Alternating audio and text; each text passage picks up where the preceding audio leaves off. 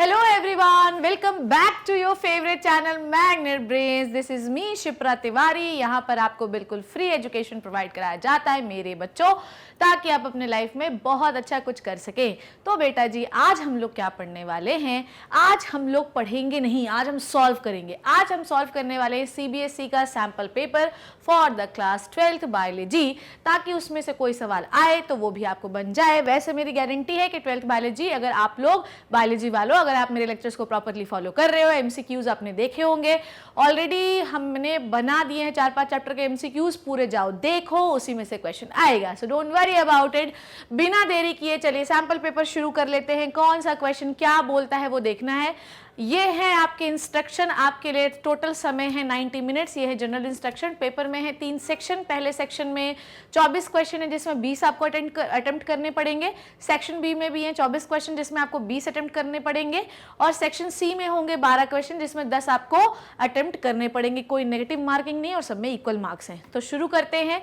सबसे पहला क्वेश्चन जो है सैंपल पेपर का, वो है बेटा जी क्या? वो है the structure of bilobed anther. Okay, अगर आपको एंथर की संरचना आती होगी, अब हम इसमें बहुत डिटेल में नहीं बात करेंगे, हम लोग सिर्फ फटाफट सॉल्व करते जाएंगे पेपर। ओके, एंथर एक बाइलोब्ड संरचना होती है। अगर आप एक एंथर का डायग्राम बनाएं तो एंथर जो है, थोड़ा और अच्छे से बनाती हूं, एंथर की जो अरे यार ये क्या हो रहा है, एंथर जो है उसकी जो संरचना है वो हमें कुछ इस प्रकार की दिखाई देती है। This is the basic diagram of the anther, right? Okay, जिसमें से एंथर के ये वाले हिस्से को हम कहते हैं थीका। ठीक है, तो एक थीका ये हो गया, दूसरा थीका ये हो गया। डन डन डन डन बच्चों। उसके बाद एंथर में होते हैं ऐसे सैक लाइक 4 स्ट्रक्चर। ठीक है, इसीलिए एंथर को हम टेट्रास्पोरेंजिएट और डाइथीकस स्ट्रक्चर कहते हैं। तो एंथर के अंदर क्या क्या होता है बच्चों? एंथर के अंदर होता है 2 थीका और 4 sporangia. Okay, that is why anther is also called as diathecous tetrasporangiate structure. Getting my point? anther को हम लोग diathecous tetrasporangiate structure भी कहते हैं मेरे बच्चों। ठीक है बेटा जी, पहला क्वेश्चन डन। नेक्स्ट क्वेश्चन देखते हैं, right answer is D. Next question देखते हैं। ये है आपका एक एनाट्रोपस ओव्यूल। ठीक है, ओके, ये एक एनाट्रोपस ओव्यूल है।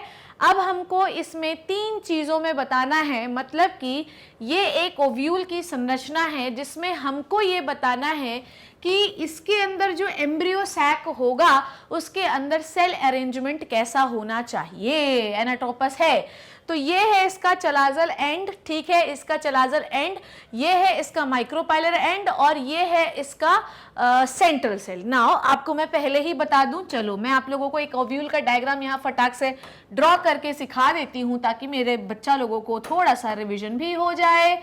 ये है एम्ब्रियो सैक और ये है बेटा ओव्यूल। ठीक है, ये क्या है आपका? ओव्यूल है। Done, this is the ovule. Now this is the chalazal end. Done, ये क्या है बेटा? चलाजल एंड है। और ये बेटा क्या है? This is the micropylar and. ये क्या है आपका? Micropylar and. ठीक है, और ये सेंटर पे आपको दिखाई दे रहा है एम्ब्रियो सैक। इसको मैं बने रहने दूंगी, हो सकता है बाद में यूज आए। ओके, नाउ अब आपको सेल का अरेंजमेंट बताना है। माइक्रोपाइलर एंड के ऊपर 3 सेल का ग्रुप पाया जाता है। ठीक है, डन, जिसमें से 2 को हम कहते हैं antipodal cell. Don't go with the handwriting, कैसा लिख रही हैं आप। और ये जो रेड ब्लू वन दिख रही है, इसको हम एग सेल कहते हैं। तो माइक्रोपाइलर एंड पे 3 सेल होती हैं।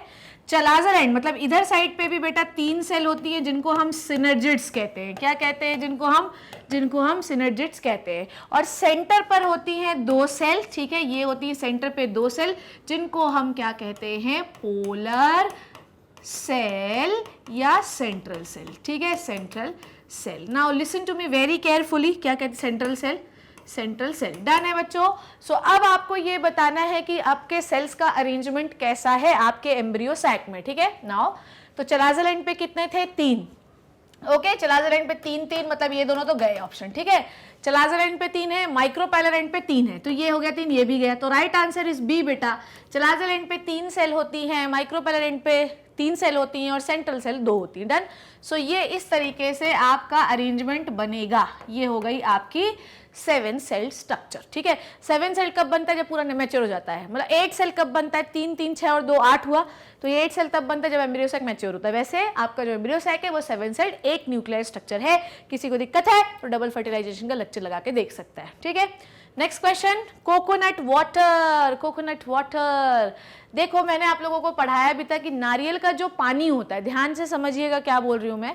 आपका जो नारियल का पानी होता है, देखो एंडोस्पर्म्स होता है। आपको पता है व्हाट इज द एंडोस्पर्म? क्या होता है एंडोस्पर्म? आई होप कि आपको पता होगा।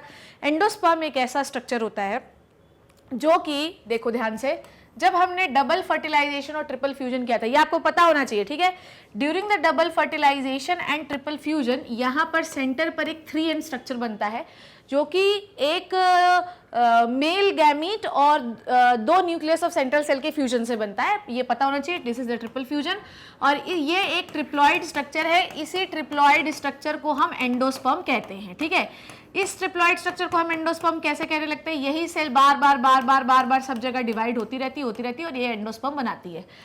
जब एंडोस्पर्म स्टार्टिंग में बनता है, ध्यान समझना, double fertilisation and triple fusion के फलस्वरूप हमको सेंटर पर एक ट्रिप्लॉइड स्ट्रक्चर मिलता है। बेटा जी, अब मैं इसको डिटेल से आपको नहीं बता सकती नहीं हूँ, नहीं तो मुझे पूरा डबल फर्टिलाइजेशन ट्रिपल फ्यूजन पढ़ाना पड़ेगा बेटा, नहीं तो फिर टाइम बहुत लग जाएगा, फिर हम 60 क्वेश्चन कैसे सॉल्व करेंगे। तो सेंटर पर एक ट्रिप्लॉइड स्ट्रक्चर बनता है जिसे हम एंडोस्पर्म कहते हैं। ठीक है, पहले जब एंडोस्पर्म बनता है तो एक सेल होता है, बार बार सेल डिवाइड होती है तो बहुत सारी सेल्स बन जाती हैं। तो जब नई नई सेल्स बनती हैं तो फ्लूइड जो रहता है उसमें फ्री न्यूक्लियस जो होते हैं वो पानी पर तैरते रहते हैं। तो जब नया नया एंडोस्पर्म आपका बनता है तो वो वाटर जैसा होता है, इसे हम कहते हैं फ्री न्यूक्लियर एंडोस्पर्म। बाद में एंडोस्पर्म जो न्यूक्लियस तैरते रहते हैं उस पानी पे, उसके चारों तरफ क्या है, सेल वॉल बन जाती है, सेल बन जाती है, मतलब मेम्ब्रेन वगैरह बन जाती है और वो पूरे मतलब टफ होकर अरेंज हो जाते हैं। तो जब नारियल जो है, आज आपने देखा होगा कि जब नारियल जो कच्चा रहता है उसके अंदर बहुत सारा पानी रहता है, उसके गिरी आप खाते नहीं है, पर जब नारियल पक जाता है तो उसका पानी खत्म हो जाता है, क्योंकि जो पानी है अब उसकी जो सेल है उसके चारों तरफ सेल वॉल, सेल मेम्ब्रेन बन गई है जिससे वो टफ हो गई। तो जो गिरी आप खा रहे हैं वो है सॉलिड एंडोस्पर्म और जो पानी आप पी रहे हैं वो है free nuclear endosperm. So coconut water जो टेंडर कोकोनट में होता है वो है फ्री न्यूक्लियर एंडोस्पर्म। बेटा जी क्लियर है? Free nuclear endosperm. Done. Next question क्या कह रहा है? Pollen grain are well preserved in the fossil because of. आपको पता होना चाहिए कि आपके पोलन ग्रेन्स के ऊपर एक इनर्ट मटेरियल पाया जाता है जिसको आग जला नहीं सकती, केमिकल डिग्रेड नहीं कर सकते, कोई कुछ नहीं कर सकता, ये खराब नहीं हो सकता। ठीक है, इसे हम कहते हैं स्पोरोपोलेनिन। इसमें बहुत सारी चीजें मटेरियल होती है जिसके बारे में आपको नहीं जानना। Long chain of fatty acid होता है, बहुत सारे प्रोटीन्स होते हैं। स्पोरोपोलेनिन पूरे अर्थ का सबसे हार्डेस्ट मटेरियल होता है, इसको कोई नहीं डाइजेस्ट कर सकता है। इवन अगर जो है जानवर खा भी ले तो उसे पचा नहीं सकते। क्लियर? इसमें सिर्फ एक पोर होता है जिसे हम कहते हैं जर्म पोर, जिससे पोलन ट्यूब बाहर आती है। Done. So right answer is A. Next question देखते हैं। Which of the following statement, ध्यान सुनिए, which of the following statement are true about the seed related to X and Y? Now X seed को देखिए, ध्यान से समझिए। X seed जो है ये है एक डाइकोटिलिडन सीड। डन। एक क्या है? Dicotyledon seed. ये है इसका रेडिकल, ये है इसका प्लीम्यूल। ठीक है, प्लीम्यूल से निकलेगा जो है शूट और रेडिकल से निकलेगा आपका रूट। ठीक है, जिस ये जो आपको दो ऐसे ब्रांच, ये जैसे पत्तियां जैसे दिख रहे हैं, इनको हम कहते हैं कॉटिलिडन। कॉटिलिडन में फूड स्टोर होता है। डन। कॉटिलिडन का वो हिस्सा जो रेडिकल से अटैच हो रहा है इस जगह पे, इसे हम कहते हैं हाइपोकोटाइल, इसे हम कहते हैं हाइपोकोटाइल। और प्लीम्यूल, यही कॉटिलिडन का जो हिस्सा प्लीम्यूल के हिस्से में ऊपर की ओर अटैच हो रहा है, इसे कहते हैं embryonal axis. This is called as embryonal axis. आपको पता होना चाहिए बेटा। एक बार बना के दिखा दूं क्या? चलो बना के दिखा देती हूँ। ठीक है, नाउ एक dicotyl, this is the embryonal axis, this is the cotyledon. Done. ये कॉटिलिडन, जहां पर कॉटिलिडन एम्ब्रियोनल एक्सिस के ऊपर की ओर अटैच हो रहा है इसे कहते हैं बेटा एपिकोटाइल। ठीक है, ये याद होना चाहिए आपको। और नीचे की ओर इसे हम कहते हैं हाइपोकोटाइल। ठीक है, now this is called as cotyledon, this is called as cotyledon. ठीक है, ये है आपका एम्ब्रियोनल एक्सिस, ई लिख दे रही हूँ। ठीक, अब ध्यान से समझिए, ये एक डाइकॉट सीड है। ठीक है, डाइकॉट सीड में जो एंडोस्पर्म बनता है उसको पूरा उसका न्यूट्रिशन खींच लिया जाता है। ठीक है, डेवलपिंग सीड को आप कौन न्यूट्रिशन देगा? ये कॉटिलिडन देंगे। तो जो आपका डाइकॉट सीड होता है उसमें एंडोस्पर्म नहीं होता, इसीलिए डाइकॉट सीड को हम नॉन एल्ब्यूमिनस या नॉन एंडोस्पर्मिक सीड कहते हैं। यहीं पर अगर आप मोनोकॉट की बात करेंगे तो मोनोकॉट में कॉटिलिडन्स नहीं होते, मतलब बहुत ही पतला कॉटिलिडन होता है। आपको पता होना चाहिए कि क्या कहते हैं, जब आपका जो सीड डेवलप हो रहा होता है तो सबसे पहले उसको एंडोस्पर्म न्यूट्रिशन देता है, फिर वो जब प्रॉपरली अच्छे से सीड बन जाता है तो अब न्यूट्रिशन जर्मिनेशन के लिए कौन देता है, कॉटिलिडन। तो मोनोकॉट सीड में कॉटिलिडन इतना बड़ा नहीं होता, उनको जर्मिनेशन तक न्यूट्रिशन कौन देता रहता है, एंडोस्पर्म। जबकि डाइकॉट सीड में एंडोस्पर्म पूरा यूटिलाइज हो जाता है बेटा, और जो न्यूट्रिशन आ जाता है वो कॉटिलिडन के पास हो जाता है। अब सीड जब जर्मिनेट होगा तो एंडोस्पर्म तो है ही नहीं डाइकॉट के पास, तो इसीलिए हम इसे नॉन एल्ब्यूमिनस या नॉन एंडोस्पर्मिक सीड कहते हैं। अब जो बहुत सारे बच्चे जो है इसमें हाय तौबा मचा रहे होंगे, ये क्या बोल रही हूँ मैम, ये क्या बोल रही हूँ मैम। बेटा आपको लेक्चर लगाना पड़ेगा।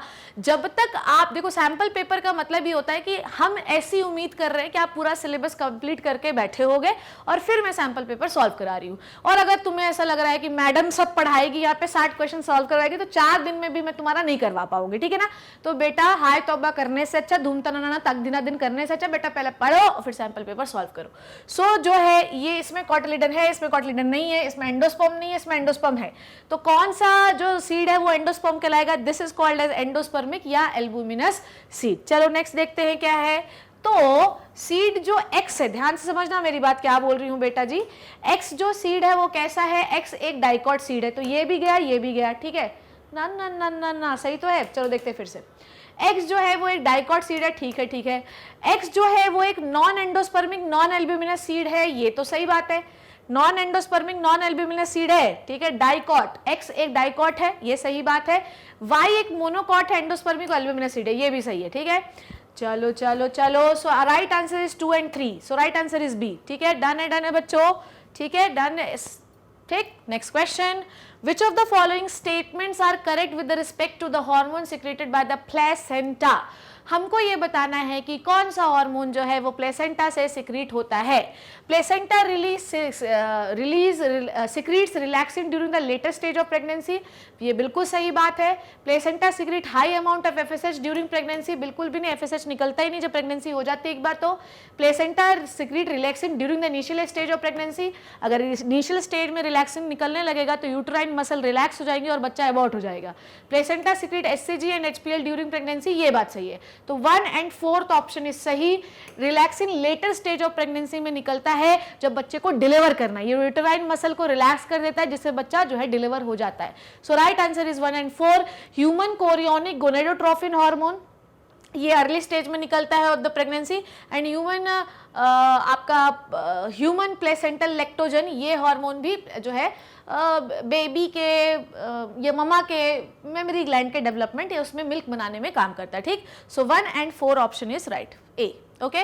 नेक्स्ट क्वेश्चन बच्चों, यहाँ पर एक फिगर दिया हुआ है, यहाँ पर कुछ स्टेजेस, ठीक है।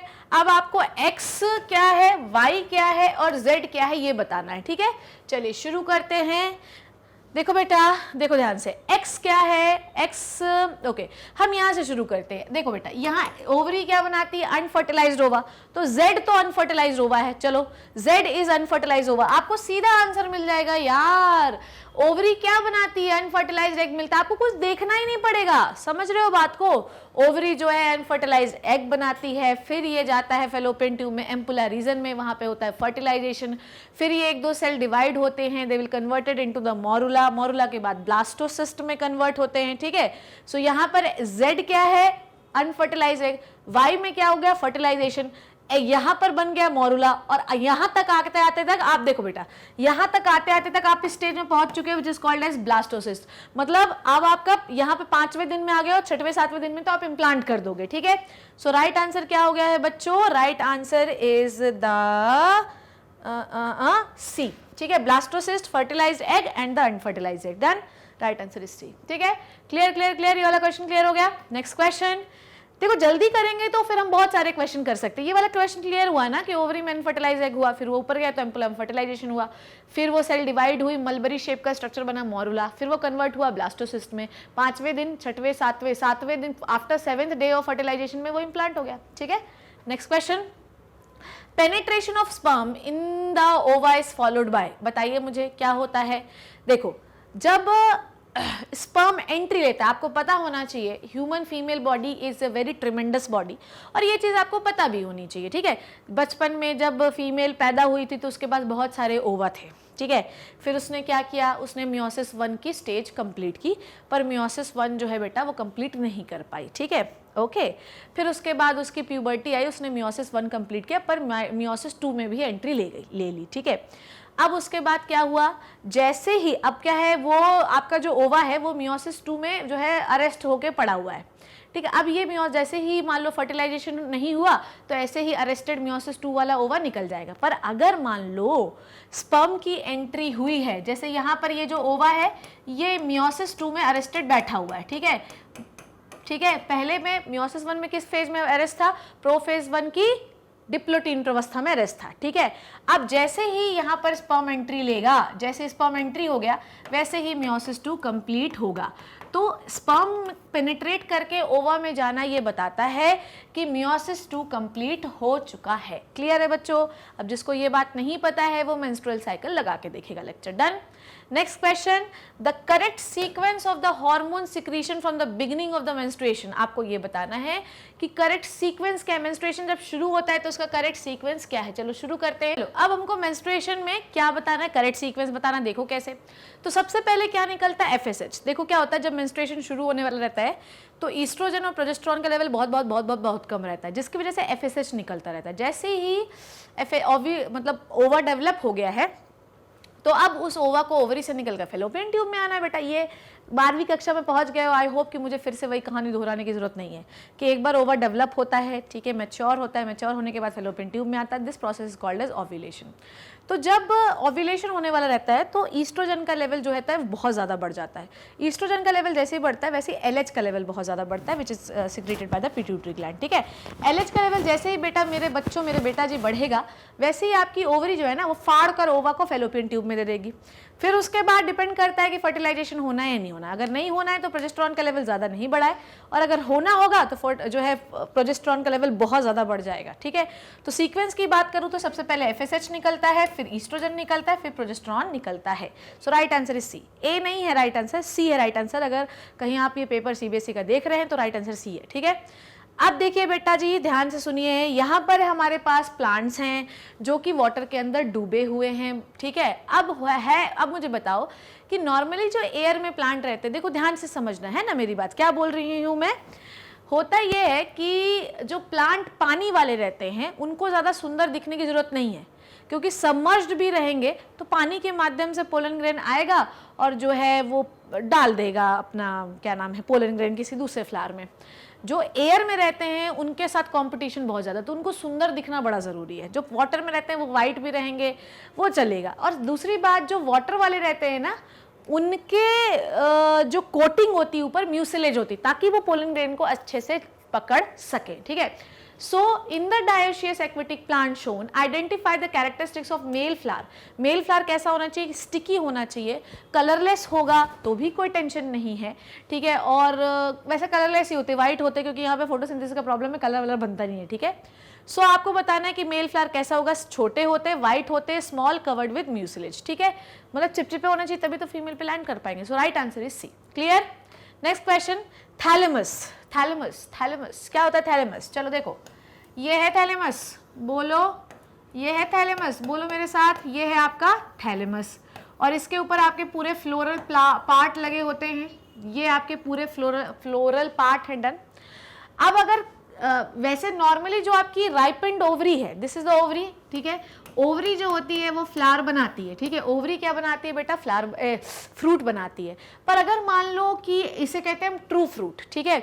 जब सिर्फ राइपेंड ओवरी फ्रूट बनाए तो इसे हम कहते हैं ट्रू फ्रूट। पर कभी कभी ऐसा होता है मेरे बेटा कि ये थैलेमस और बाकी अदर फ्लोरल पार्ट पूरा फ्लोरल एक्सिस ही बनाने लगता है फ्रूट, तो इसे हम कहते हैं आपका फॉल्स फ्रूट। जिसमें आपको बनाना है कि किस फ्रूट में, आप बताइए, थैलेमस इन्वॉल्व होता है फ्रूट बनाने में। जैसे एप्पल एक बहुत ही पॉपुलर फ्रूट है जिसमें हम थैलेमस खाते हैं, ठीक है। बनाना में नहीं, ऑरेंज में नहीं, गुआवा में नहीं, स्ट्रॉबेरी। स्ट्रॉबेरी और एप्पल ये दो ऐसे फ्रूट हैं जिसमें हम थैलेमस को इन्वॉल्व करते हैं फ्रूट बनाने में। डन। ओके बच्चों, next question, how many types of gamete would be produced if the genotype of parent is A and B? कितने प्रकार के बनेंगे आपके जीनोटाइप। चलिए देख लेते हैं कितने प्रकार के जीनोटाइप बनेंगे।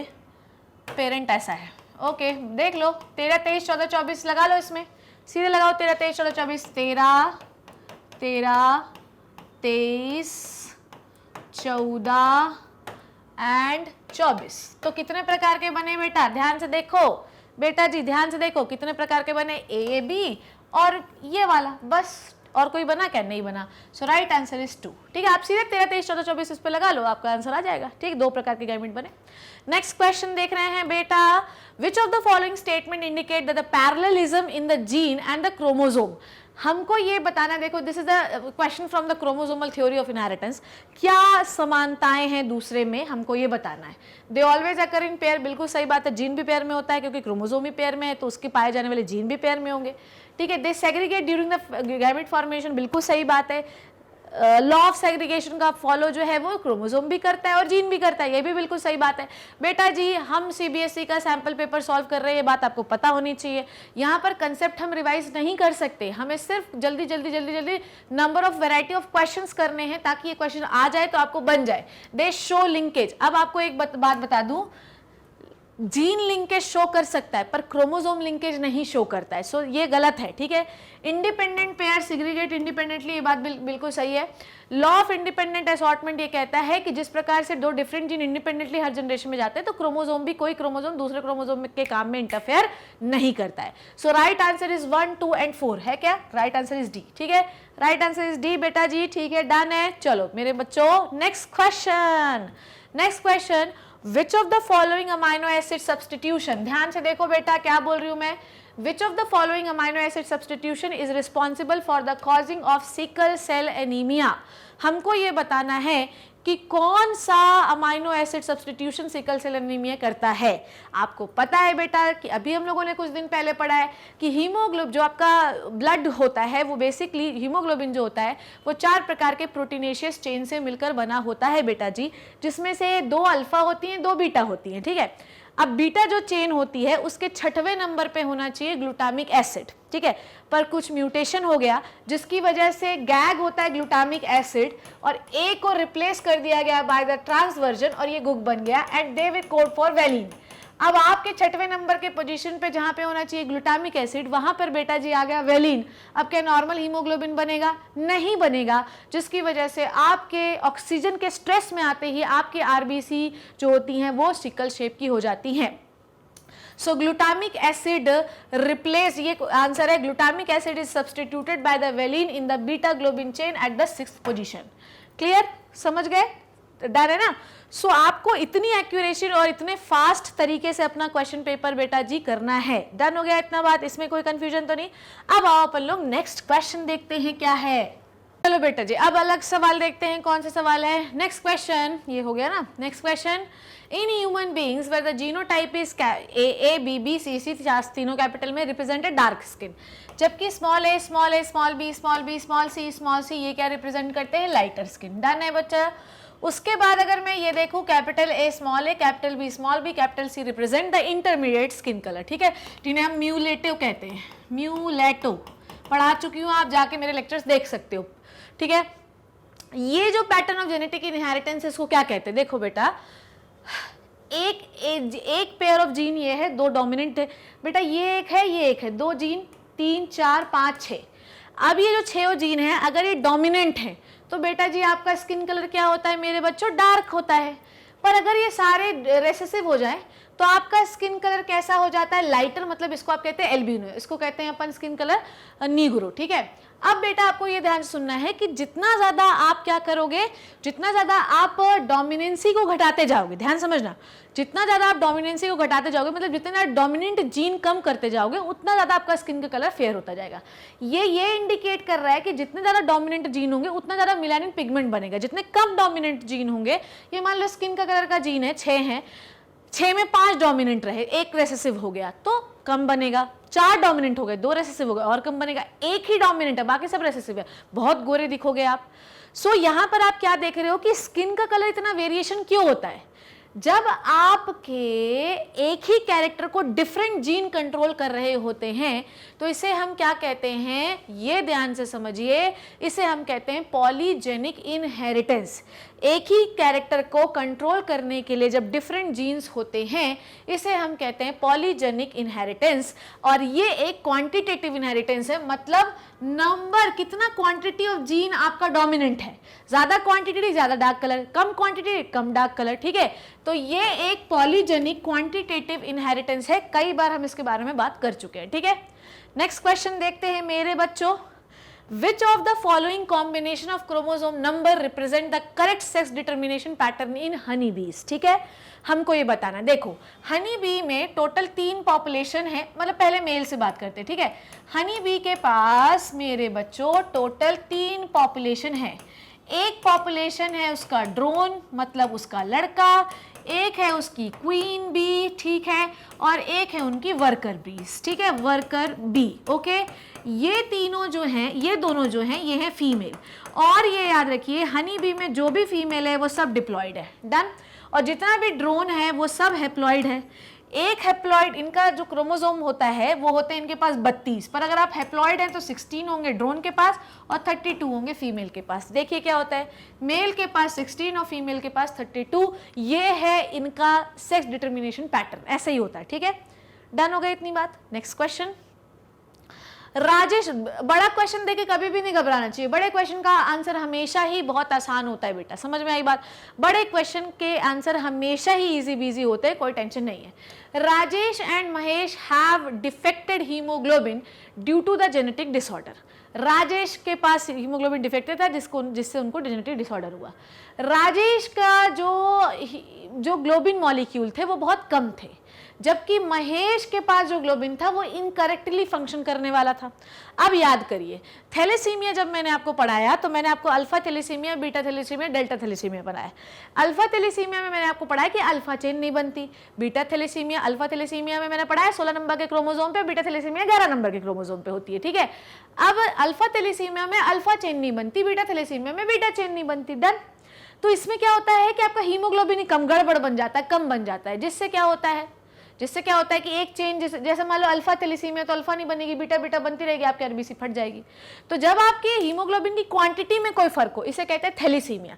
पर जब आपका हीमोग्लोबिन ही डिफेक्टेड बन जाए, ठीक है, ग्लूटामिक एसिड की जगह वैलिन आ जाए, तो इसे हम क्या कहते हैं बेटा, इसे हम क्या कहते हैं, बोलो। इसे हम कहते हैं आपकी विच टाइप ऑफ डिजीज, इसे हम कहते हैं अपना सिकल सेल एनीमिया। तो बेटा आपको यहाँ समझना है कि राजेश को है थैलेसीमिया और आपके महेश को है सिकल सेल एनीमिया। अब देखते हैं, राजेश को है थैलेसीमिया, मतलब ये और ये में से हो सकता है, ये भी गया और ये भी गया। अब जो थैलेसीमिया है, ठीक है, थैलेसीमिया एक ऑटोसोमल रेसेसिव डिसऑर्डर है। तो autosomal linked recessive blood disorder है, ऑटोसोमल एंड ऑटोसोमल, ये दोनों ही सही है यार, एकदम सेम टू सेम है, एकदम सेम टू सेम, ये दोनों ऑप्शन सेम है बेटा।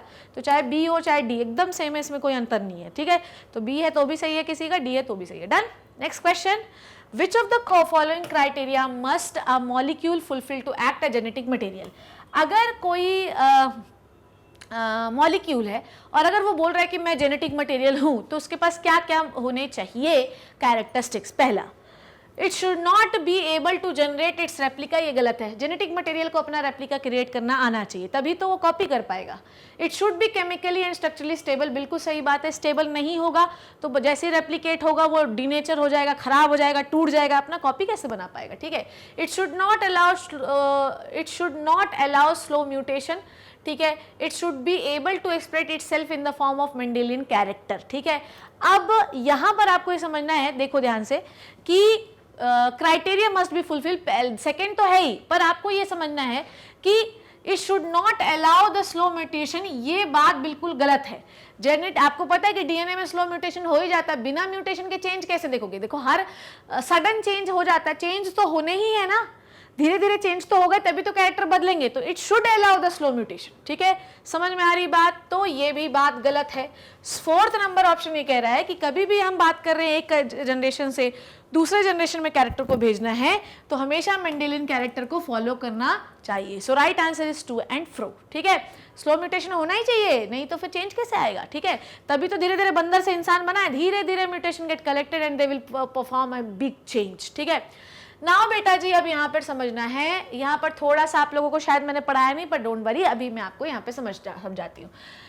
ट्रांसक्रिप्शन जब भी हम करते हैं तो ट्रांसक्रिप्शन जो है, what is the process of transcription, DNA से आरएनए बनाना इज ट्रांसक्रिप्शन, ठीक है, सीधी बात याद रखो। अब ये आपको याद रखना है, promoter side and the terminator side for the transcription. ये देखो ध्यान से सुनो क्या बोल रही हूं मैं। जो आपका प्रमोटर साइड होता है वो हमेशा 5 एंड डायरेक्शन पे होता है। देखो 5 डैश है, ये 3 डैश है, ध्यान से समझते जाना, अभी टेंशन ना लो, ठीक है। आपको पता होना चाहिए कि डीएनए आप लोगों ने पढ़ा होगा क्लास 11th में। डीएनए जो होता है इसके 2 डायरेक्शन होते हैं, 5 dash to 3 dash, 3 dash. DNA के 2 डायरेक्शन होते हैं, 5 डैश टू 3 डैश, और दूसरा स्टैंड होता है 3 डैश टू 5 डैश, ठीक है। अब डीएनए से हमको क्या बनाना है, एमआरएनए बनाना है, तो हमको ट्रांसक्रिप्शन करना है, ठीक है। जब हम ट्रांसक्रिप्शन करते हैं तो डीएनए में कुछ सेगमेंट होते हैं, एक होता है प्रमोटर रीजन, एक होता है टर्मिनेटर रीजन। जब प्रमोटर रीजन से शुरू होता है डीएनए से एमआरएनए बनना, टर्मिनेटर पे खत्म हो जाता है, ठीक है। कैसे होगा वो मैं पढ़ाऊंगी आपको, ठीक है। तो यहाँ पर ये सवाल पूछ रहा है कि आप बताइए कि इस पूरे डीएनए में प्रमोटर साइड किस साइड होती है और टर्मिनेटर साइड किस साइड होती है। देखो प्रमोटर साइड हमेशा 5 डैश एंड के साइड होती है, और टर्मिनेटर साइड जहां से आपका जो है एमआरएनए बनना बंद हो जाता है वो हमेशा 3 डैश साइड होती है। तो प्रमोटर रीजन जहां पर होता है उसको हम कहते हैं बेटा जी अपस्ट्रीम, ठीक है। क्या कहते हैं, अपस्ट्रीम। ऐसा अपस्ट्रीम डाउनस्ट्रीम ऐसा मत समझना, ऊपर है तो अपस्ट्रीम, नीचे तो डाउनस्ट्रीम, ना ना ना ना ना, ठीक है ना ना, इसके बारे में पढ़ाऊंगी, आप टेंशन ना लो। इसे आप कहते हैं अपस्ट्रीम, और जहाँ पे टर्मिनेटर होता है उसको हम कहते हैं डाउनस्ट्रीम, ठीक है। जहाँ पे टर्मिनेटर होता है, ऊपर लिखती हूँ ऐसा ताकि आपको और कंफ्यूजन बिल्कुल भी इसमें ना हो। तो 5 डैश एंड पे होता है प्रमोटर, ठीक है, और इसे हम कहते हैं अपस्ट्रीम, अपस्ट्रीम, ठीक है। और 3 डैश एंड पे होता है आपका क्या, टर्मिनेटर, टर्मिनेटर, और इसे हम कहते हैं डाउनस्ट्रीम। क्या कहते हैं बेटा जी, इसे हम कहते हैं डाउनस्ट्रीम। डन है इतनी बात। क्या बोला मैंने आपको कि जब भी हमको डीएनए से एमआरएनए बनाना है, ठीक है, तो कहाँ से शुरुआत करोगे, प्रमोटर रीजन से शुरू करोगे। कौन सा एंड होगा, 5 डैश एंड होगा।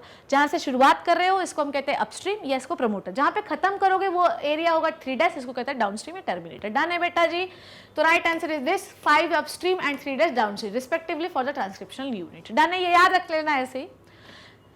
नेक्स्ट क्वेश्चन देख रहे हैं बेटा, विच of the following is correct about the mature RNA in eukaryote. ये भी मॉलिक्यूलर बेसिस ऑफ इनहेरिटेंस है। देखो जब भी हम एमआरएनए बनाते हैं, सपोज दैट कि एक मैसेंजर आरएनए बनाया है, ठीक है।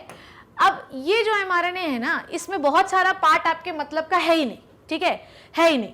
तो जो एमआरएनए है जो मतलब का नहीं है बीच वाला, इसको हम कहते हैं इंट्रॉन, और इसको हम काट कर हटा देते हैं, इसको कहते हैं आरएनए प्रोसेसिंग, ठीक है।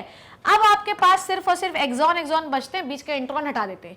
तो जब एक मैच्योर्ड प्रोसेस, ध्यान समझना, जैसे आपके इतने लंबे लंबे बाल हैं, अब इतने लंबे बालों की आपको जरूरत नहीं है तो आप नाई के पास जाके कटवा देते हो ना। तो जो पार्ट आपको कटवा दिया, अब आप बोलो शिप्रा मैम के बाल कैसे हैं, उनके कंधे तक बाल हैं, ये इनका फाइनल प्रोडक्ट है। तो जब एमआरएनए बनता है तो उसमें बहुत सारे फालतू की चीजें होती हैं बीच बीच में, इंट्रॉन कहते हैं इसको हमें काट कर हटा देना होता है। तो जब फाइनल प्रोसेस्ड एमआरएनए बचता है तो उसमें क्या होता है बेटा, उसमें एक्सॉन होते हैं, मतलब जो इंपॉर्टेंट पार्ट है, साइड साइड के पार्ट होते हैं, इंपॉर्टेंट पार्ट होते हैं वो होते हैं, पर इंट्रॉन नहीं होता। ये बात आपको पता होना चाहिए, जो कि फालतू हिस्सा होता है, ठीक। This is the processing of RNA, okay. B, next question. अब आते हैं ओपेरैन, ये भी मॉलिक्यूलर बेसिस ऑफ इनहेरिटेंस से क्वेश्चन है। In E coli the lac operon get switched on. Lac operon क्या होता है वो मैं आपको बताऊं। जो बैक्टीरिया होते हैं जब तक लैक ओपेरॉन काम नहीं करेगा वो लैक्टोज को यूटिलाइज नहीं कर सकते। समझ रहे हो बात को।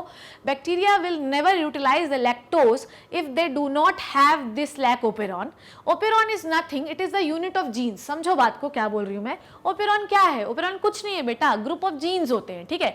पर ये ग्रुप ऑफ जीन्स एक्टिव नहीं रहते। कितना भी बैक्टीरिया के अंदर लैक्टोज पड़ा रहे वो अपना लैक्टोज यूटिलाइज नहीं कर सकते।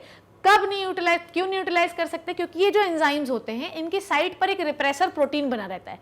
तो जैसे ही बॉडी में लैक्टोज का वो होता है, लैक्टोज ओपेरॉन का, लैक ओपेरॉन का मतलब यही होता है कि lactose will bind the repressor, वो रिप्रेसर को वहां से हटाएगा और सारे एंजाइम एक्टिव होंगे और फिर जो आपका बैक्टीरिया है वो लैक्टोज को यूटिलाइज करना शुरू करेगा। मतलब आप समझो कि सारे एंजाइम को एक्टिव करने के लिए भी लैक्टोज की जरूरत होती है। So lactose will bind the repressor, repressor को हटाएगा, सारे एंजाइम्स एक्टिव होंगे और वो particular E coli bacteria lactose को यूज करना शुरू करेगा। अगर ये एंजाइम एक्टिव नहीं होंगे तो ई कोलाई के पास कितना भी लैक्टोज हो वो इसे यूज नहीं कर सकते। तो ई कोलाई में कब स्विच ऑन होता है आपका लैक ओपेरॉन, जब लैक्टोज प्रेजेंट होता है और ये रिप्रेसर से बाइंड करके उसे हटा देता है एंजाइम के ऊपर से। अब एंजाइम काम करना शुरू कर देते हैं, ठीक है। ठीक है, so this is it, okay. Next question, repressor operator से बाइंड हो जाएगा तो लैक ऑपरेंट बंद हो जाता है। चलिए, Oswald Avery MacLeod and McCarty, ये भी मॉलिक्यूलर बेसिस ऑफ इनहेरिटेंस का सवाल है and it is very very very very important. Oswald Avery, Colin MacLeod and Maclyn McCarty use enzyme to purify the biochemical. देखो बेटा, ग्रिफिथ ने हमको ये बताया कि जो 1928 में ग्रिफिथ का एक्सपेरिमेंट हुआ था, ठीक है, और फ्रेडरिक ग्रिफिथ, और 1944 में हुआ एवरी मैक्लॉइड एंड मैकार्टी का एक्सपेरिमेंट। ग्रिफिथ ने हमको ये बताया कि कुछ तो ऐसा था जो स्ट्रेप्टोकोकस निमोनियाई के स्मूथ रफ स्ट्रेन को स्मूथ में कन्वर्ट कर दिया। It is called as transformation. पर वो क्या था, वो एक्चुअली आपके एवरी मैक्लॉइड एंड मैकार्टी ने बताया, बायोकेमिकल एक्सपेरिमेंट्स किए। तो उन्होंने क्या किया कि जो माइस मर गया था, मतलब मर गया था, उससे निकाला स्ट्रेन, उसे प्यूरिफाई किया। अब बेटा क्या हुआ कि सबसे पहले उन्होंने टेस्ट ट्यूब बनाई, ठीक है। अब यहाँ पर क्या हुआ है, यहाँ पर मटेरियल रखा हुआ है। अब हमको ये पता लगाना है कि ये जो है इसमें ऐसा क्या है जिससे माइस की डेथ हो रही थी। तो सबसे पहले टेस्ट ट्यूब में उन्होंने क्या डाला, प्रोटीएज। तो उनको लगा प्रोटीन होगा जिससे मर रहा होगा, ठीक है। स्ट्रेप्टोकोकस निमोनियाई का स्ट्रेन है जिसमें प्रोटीन की वजह से जो है माइस मर रहा है। तो प्रोटीएज डाला तो माइस जो है ध्यान से समझना क्या बोल रही हूँ। जब प्रोटीएज डाला, क्या बोल रही हूँ, प्रोटीएज आरएनए, ओके। जब उन्होंने प्रोटीएज डाला तो भी कुछ नहीं हुआ, माइस मरा, माइस डेड, ठीक है। फिर तो उन्होंने बोला प्रोटीन तो रीज़न नहीं है माइस के मरने का। फिर उन्होंने एक और टेस्ट ट्यूब लिया जिसमें उन्होंने आरएनएज डाला। ये आपका वही स्ट्रेप्टोकोकस निमोनियाई जिससे माइस मर गया था वाला स्ट्रेन डाला हुआ है, ठीक है, जिसको हम स्मूथ स्ट्रेन कह रहे हैं। उसके बाद इन्होंने आरएनएज डाला तो भी माइस डेड हो गया। अरे ये तो बोले अब तो कुछ और ही डालना पड़ेगा। पर जैसे ही इन्होंने थर्ड टेस्ट ट्यूब लिया और ये स्ट्रेन लिया, इन्होंने डीएनएज डाला। क्या डाला, डीएनएज। एज मतलब एंजाइम होता है, तो प्रोटीन को डाइजेस्ट करने वाला प्रोटीएज, आरएनए को डाइजेस्ट करने वाला आरएनएज और डीएनए को डाइजेस्ट करने वाला डीएनएज। अब जैसे ही आपका डीएनएज डाला और माइस पे डाला तो माइस अलाइव रहा। तो इसका मतलब ये रहा कि डीएनए को डिग्रेड करने वाला जब हम एंजाइम डालते हैं तो माइस जिंदा था। इसका मतलब डीएनए कारण है माइस के मरने का। क्लियर। डीएनए जो है वही ट्रांसफर हो गया है रफ स्ट्रेन से स्मूथ स्ट्रेन में, ठीक है, जिसकी वजह से जो रफ स्ट्रेन है वो स्मूथ स्ट्रेन में कन्वर्ट हो गया। This is called as transformation. समझ रहे हो बात को, क्या बोल रही हूँ मैं, जिसकी वजह से आदमी या माइस मर रहा है। डन। सो इन्होंने लिखा, क्या लिखा, McCarty use enzyme to purify biochemical such as protein, DNA, RNA. Heat kill smooth to see. Heat kill जो आपका वो था, हीट किल्ड क्या था, स्मूथ सेल, ठीक है। आपको एक्सपेरिमेंट पढ़ना पड़ेगा इसके लिए। उन्होंने हीट किल स्मूथ सेल ली। स्मूथ सेल क्या होता है, जिससे मर जा रहा था। स्मूथ सेल स्ट्रेप्टोकोकस निमोनियाई का स्मूथ स्ट्रेन है जिससे माइस मर जा रहा था। तो इन्होंने सोचा हीट किल कर दे रहे तो नहीं मरेगा, पर फिर भी मर गया। और ये कैसे मर गया, क्योंकि डीएनए जो है वो क्या हुआ, डिग्रेड नहीं हुआ गर्म करने पर। See which one of the could transform the live R cell to the smooth cell in Griffith. अब आपको ये बताना है कि क्या चीज़ है जो आर स्ट्रेन को एस स्ट्रेन में कन्वर्ट कर रही है, रफ स्ट्रेन से स्मूथ स्ट्रेन में कन्वर्ट कर रही है। Proteases, RNAs affect the transformation, na. Proteases, lipases, na. RNAs, na. DNAs inhibited the transformation, ठीक है। तो अगर DNAs आप डाल दोगे तो रफ स्ट्रेन स्मूथ में कन्वर्ट नहीं होगा, क्योंकि जो आपका ट्रांसफॉर्म नहीं होगा, क्योंकि आपका DNA ही मर चुका है। Done. So right answer is B. Clear. अब इसके लिए मैं आपको डायरेक्ट डिटेल में आपको पहले इसका एक्सपेरिमेंट पढ़ना पड़ेगा, तभी बेटा जी आपको समझ में। चलिए क्वेश्चन देख रहे हैं, AUG ऑन द mRNA। सबसे पहले आपको ये याद होना चाहिए AUG कौन सा अमाइनो एसिड होता है। AUG जो होता है ये आपको पता है कि हम लोगों के पास होते हैं 3 नाइट्रोजनस बेस, और मतलब वी हैव तो चार टाइप के नाइट्रोजनस बेस। RNA में अलग होता है और DNA में अलग होता है, पर टोटली कलेक्टिवली देखा जाए DNA में 4, RNA में 4 होते हैं, ठीक है।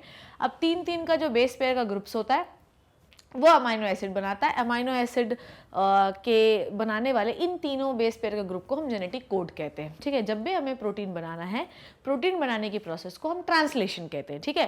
देखो बेटा जी, जब DNA से हम mRNA बनाते हैं, this process is called as transcription, और जब हम mRNA से प्रोटीन बनाते हैं, then this process is called as translation, ठीक है। आगे बात करते हैं। अब होता ये है, ध्यान से सुनो क्या बोल रही हूँ। अब होता ये है कि प्रोटीन बनना शुरू कैसे हो, ट्रांसलेशन प्रोसेस शुरू कैसे हो। तो सबसे पहले ये जो टीआरएनए आपको दिखाई दे रहा है, टीआरएनए ये अमाइनो एसिड को पकड़ पकड़ के लाता है, ठीक है, और एमआरएनए में जोड़ता जाता है, जोड़ता जाता है, जोड़ता जाता है, ठीक है। ध्यान से सुनो, ये है आपका राइबोसोम, ठीक है, ये बीच में है आपका एमआरएनए, ठीक है, और ये बेटा टीआरएनए लाएगा और अमाइनो एसिड धीरे धीरे इसमें जोड़ता जाएगा। जब पूरे अमाइनो एसिड इस एमआरएनए में जुड़ जाएंगे तो ये इस तरीके से अलग हो जाएगा, प्रोटीन बनेगा। तो बेसिकली टीआरएनए का काम क्या होता है, अमाइनो एसिड लाना। पर पहला कौन सा अमाइनो एसिड आएगा जिससे ट्रांसलेशन शुरू होगा, इसे हम कहते हैं ट्रांसएसाइलेशन, या इसी को हम कहते हैं चार्जिंग ऑफ टीआरएनए। तो सबसे पहला जो अमाइनो एसिड आता है बेटा जी वो होता है मीथियोनिन।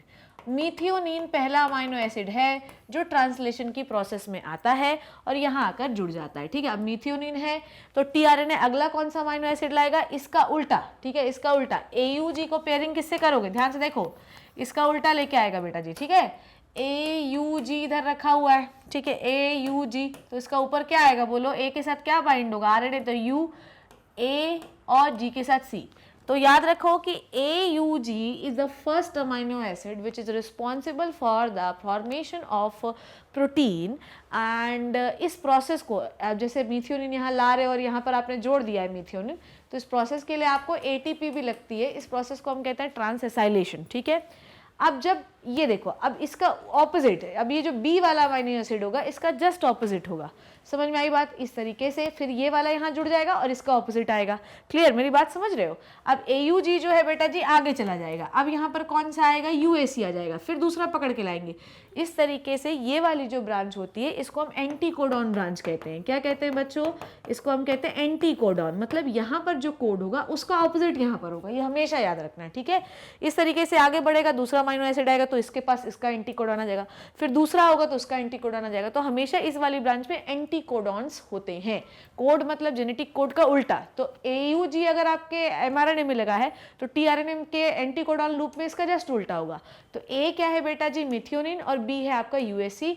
सो right answer is B। I hope it is clear to you people. Next question देखते हैं।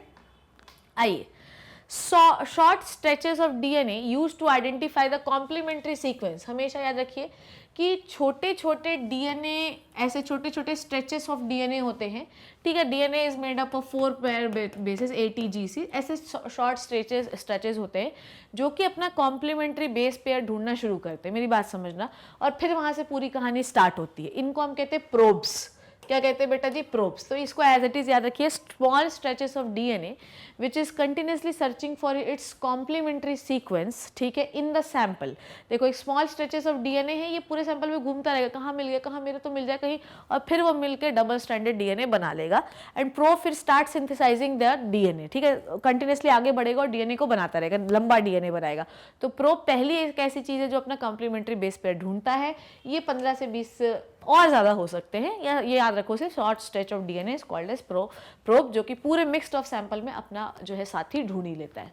नेक्स्ट क्वेश्चन देखते हैं बेटा जी, क्या है, एसर्शन एंड रीजन देखते हैं क्या है। ओके, इसका रिवीजन हम लोगों ने बेहतरीन तरीके से किया। ये देखते हैं क्या है ये, लैक्टेशनल एमेनोरिया। लैक्टेशनल एमेनोरिया ये वो कंडीशन है बच्चों जिसमें माँ जो होती है वो प्रेग्नेंट नहीं हो सकती।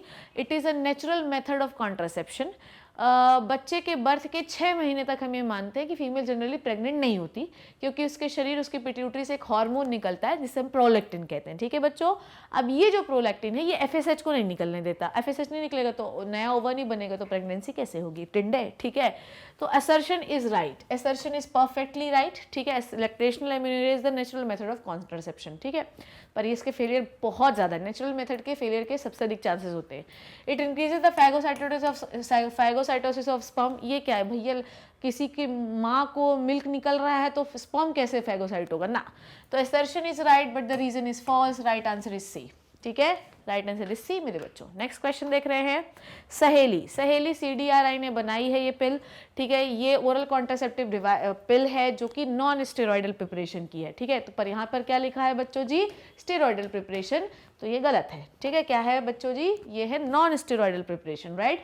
ये वीकली पिल है, इसके बहुत कम साइड इफेक्ट है, हफ्ते में एक बार ली जाती है, ये सही है। तो assertion is false but the reason it's true. Right answer is D, ठीक है, राइट आंसर इज डी बच्चों जी, ठीक है। अगला question, parturition is induced by the complex neuroendocrine mechanism. ये बिल्कुल सही है, ये बिल्कुल सही है। आपको पता होना चाहिए कि न्यूरो एंडोक्राइन मैकेनिज्म मतलब दिमाग सोचता है कि चलो अब डिलीवरी करवा देते हैं, तो हार्मोन निकलते हैं, ऑक्सीटोसिन निकलता है, रिलैक्सिन निकलता है, तो it is a neuro endocrine mechanism, ये बिल्कुल सही बात है। At the end of the gestation period maternal pituitary releases, gestation period के अंत पे प्रोलैक्टिन निकलता है, वो ठीक है, पर वो यूटेराइन कॉन्ट्रैक्शन करता है, ये तो बिल्कुल घटिया और वाहियात बात है। प्रोलैक्टिन का काम होता है मिल्क बनवाना, ठीक है। So assertion is right but the reason is false, right answer is C. Clear clear clear. Next question देख रहे हैं बच्चों, जल्दी निकल लेते हैं, आइए। when two genes in a dihybrid are situated on the same chromosome, ठीक है। अगर दो जीन बेटा जी ध्यान से समझिए क्या बोल रहा है, आप डायग्राम बना लिया करो ना। एक जीन है ए, दूसरा जीन है बी, ठीक है। अगर वो सेम ही क्रोमोसोम पे हैं, ठीक है, तो जब ये नेक्स्ट, क्योंकि आप देखो कि बहुत पास है, तो जब ये नेक्स्ट क्रोमोसोम में जाएंगे तो सेम साथ ही साथ जाएंगे, तो आप देखो कि आपको पेरेंटल कॉम्बिनेशन ज़्यादा मिलेगा या नया कॉम्बिनेशन, तो आप बोलोगे पेरेंटल ज़्यादा मिलेंगे, क्योंकि ये पास है, तो ये लिंक्ड जीन्स हैं और ये जब जाएंगे तो साथ साथ चले जाएंगे नेक्स्ट जनरेशन में, तो आपको हमेशा पेरेंटल कॉम्बिनेशन ज़्यादा मिलेगा बच्चों जी, ठीक है। So when two gene in the dihybrid cross are situated on the same chromosome, proportion of parental gene combination is much more higher than the non parental, बिल्कुल सही बात है। जब दो जीन पास हो तो नेक्स्ट जनरेशन में जाने के ज्यादा चांसेस होते हैं, this is called as linkage, the assertion is right. High parental gene combination can be attributed to the crossing over, ना पेरेंटल कॉम्बिनेशन कभी भी क्रॉसिंग ओवर से नहीं बनते। पेरेंटल कॉम्बिनेशन अगर आपको ज़्यादा मिल रहे हैं तो इसका मतलब क्या हो रहा है बच्चों जी, ये लिंकेज ज़्यादा हो रहा है। नॉन पेरेंटल कॉम्बिनेशन अगर आपको ज़्यादा मिल रहे हैं तो रिकॉम्बिनेशन ज़्यादा हो रहा है, ओके। तो आपका लिंकेज एंड रिकॉम्बिनेशन ये दोनों दुश्मन है। अगर रिकॉम्बिनेशन ज़्यादा है तो लिंकेज ज़्यादा नहीं है, क्योंकि रिकॉम्बिनेशन कैसे होगा बच्चों, ए इसके पास चला गया, बी इसके पास ही रह गया, तो भैया ये वाला उठ के यहाँ चला गया, नया कॉम्बिनेशन बन गया, और इसका बी वाला उठ के यहाँ आ गया तो नया कॉम्बिनेशन बन गया, पर दोनों एक साथ उठ के जा रहे हैं नेक्स्ट क्रोमोसोम में, तो ये रिकॉम्बिनेशन थोड़ी, तो लिंकेज का दुश्मन है रिकॉम्बिनेशन, याद रखना। So assertion is right but the reason is false, right answer is C, ठीक है। क्लियर है बच्चों जी, ये क्लियर हुआ आपको। तो क्रॉसिंग ओवर की वजह से रिकॉम्बिनेशन होता है, लिंकेज कभी नहीं होता, ठीक है। और अगर क्रॉसिंग ओवर हो रहा है तो सेम वैसे ही पेरेंटल कॉम्बिनेशन आपको मिल जाएगा। तो हाई पेरेंटल कॉम्बिनेशंस जो होते हैं वो क्रॉसिंग ओवर के फलस्वरूप नहीं मिलते हैं, ठीक है। क्रॉसिंग ओवर से हमेशा, अगर दो जीन्स के बीच में क्रॉसिंग ओवर हो रहा है तो याद रखिएगा कि एक जीन इसमें पहुंच जाएगा और एक जीन इसमें पहुंच जाएगा, दिस इज क्रॉसिंग ओवर। पर लिंकेज में कभी और क्रॉसिंग ओवर के बाद कभी भी हमको ज़्यादातर पेरेंटल कॉम्बिनेशन नहीं मिलते, हमको नए कॉम्बिनेशन मिल जाते हैं, सो रीजन इज रॉन्ग। आगे क्वेश्चन देखते हैं, concentration of which of the following substances will decrease. ध्यान से सुनिए मेरी बात बच्चों, इधर देखो, फटाफट ये क्वेश्चन पेपर कर लेते हैं क्योंकि ये क्वेश्चन इस टाइप के आएंगे आपके एग्जाम में। Concentration of which of the following substance will decreases in the maternal blood and it flows from the embryo to placenta through the umbilical cord, ठीक है। अब हमको ये बात करनी है कि concentration of which of the following substance will decrease in the maternal blood, ठीक है, जब ये एम्ब्रियो से प्लेसेंटा में आ रहा है, ठीक है। मैटरनल ब्लड में क्या चीज कम होनी चाहिए, ठीक है, जब ब्लड कहां से कहां की ओर आ रहा है, एम्ब्रियो टू प्लेसेंटा, मतलब बच्चे से प्लेसेंटा की ओर आ रहा है। अब ध्यान समझो, प्लेसेंटा एक ऐसा टिश्यू है जो माँ से बच्चे को न्यूट्रिशन और ऑक्सीजन ये सब प्रोवाइड करता है। तो जब ब्लड जा रहा है तो उसमें क्या होगा बच्चों जी, न्यूट्रिशन ज्यादा होगा और अच्छी गैसेस ज्यादा होंगी। पर जब आ रहा है, यहाँ पे आने की बात कर रहे हैं, तो क्या ज्यादा होगा, बोलो क्या ज्यादा होगा, ठीक है। उसमें क्या पूछ रहा है, डिक्रीज, क्या चीज कम होगी, ठीक है। जब आ रहा है तो वेस्ट ज्यादा होगा, क्या कम होगा उसमें, तो उसमें न्यूट्रिशन कम होंगे और उसमें ऑक्सीजन कम होगा। सो राइट आंसर इज ए, मतलब जब जाता है ब्लड तो ऑक्सीजन ज्यादा होता है और न्यूट्रिशन ज्यादा होता है, जब आता है ब्लड तो वेस्ट ज्यादा होता है और ये सारी चीजें कम होती है, ठीक है। तो आपसे डिक्रीज पूछा, ये नहीं पूछा कि क्या चीज ज्यादा होती है, डिक्रीज, तो ऑक्सीजन और अमाइनो एसिड कम होंगे, राइट बच्चों, ठीक है, right answer is A. Next question देखते हैं, अगर हम एक फर्टिलाइज्ड ओव्यूल के बारे में बात कर रहे हैं, तो n, 2n और 3n कंडीशन क्या है, चलिए बात करते हैं बच्चों जी। n कंडीशन है एंटीपोडल सेल्स, ठीक है, ये है आपकी एंटीपोडल सेल हमेशा n होती हैं, ठीक है। फर्टिलाइजेशन हो गया है तो सिनर्जिड नष्ट हो गए और यहाँ पर जो 2n चीज बनी है वो है जाइगोट, ठीक है। आपको पता होना चाहिए कि जब पोलन ट्यूब एंट्री लेती है तो एक सिनर्जिड नष्ट हो जाता है। मेल रिवीजन करो, रिवीजन के लेक्चर्स बना रखे हैं, जाओ देखो, एंजॉय करो, ठीक है, पढ़ो अच्छे से। सो 2n होता है जाइगोट बच्चों जी, ठीक है, तो जाइगोट बना लिया। अब आपको पता होना चाहिए कि यहाँ पे सेंट्रल सेल थी जिसको हम पोलर न्यूक्लियाई कहते हैं, जिससे एक मेल गैमेट फ्यूज हुआ था और यहाँ पर एक 3N स्ट्रक्चर बना था जिसे हम कहते हैं एंडोस्पर्म। और जो लोग आज उठ के जो है बिना मुंह हाथ धोए आ गए और एग्जाम में टॉप करने की सोच रहे हैं, तो पहले बच्चों जी आपके कंसेप्ट क्लियर होने चाहिए, और कंसेप्ट के लिए रिवीजन बनाया है मैंने, जाओ देखो। सो एन स्ट्रक्चर इज एंटीपोडल, ठीक है, zygote and endosperm, right answer is this, ठीक है, क्लियर हुआ। सो राइट आंसर इज ए। अभी यहाँ पे मैं पढ़ा थोड़ी सकती हूँ यार, ये सब पढ़ा चुकी हूँ मैं। नेक्स्ट क्वेश्चन, ओके बहुत बड़ा क्वेश्चन है, पर बड़ा देखकर हमको नहीं घबराना है, बड़ा देख के बिल्कुल भी नहीं घबराना, बहुत अच्छा सा क्वेश्चन है। एक बॉटनिस्ट स्टडी ऑन वेयोला, ठीक है, it is called as common pansy, notice that one of the two flower, दो टाइप के फ्लावर होते हैं, किसमें किसमें होते हैं बच्चों, कॉमेलिना, ऑक्सैलिस और वेयोला में, ठीक है। इसमें दो प्रकार के फ्लावर सेट होते हैं, एक जो बंद होता है उसको क्लिस्टोगैमस कहते हैं, एक जो खुला हुआ रहता है उसको हम चैस्मोगैमस फ्लावर कहते हैं, ठीक है, ये अपन को पता होना चाहिए।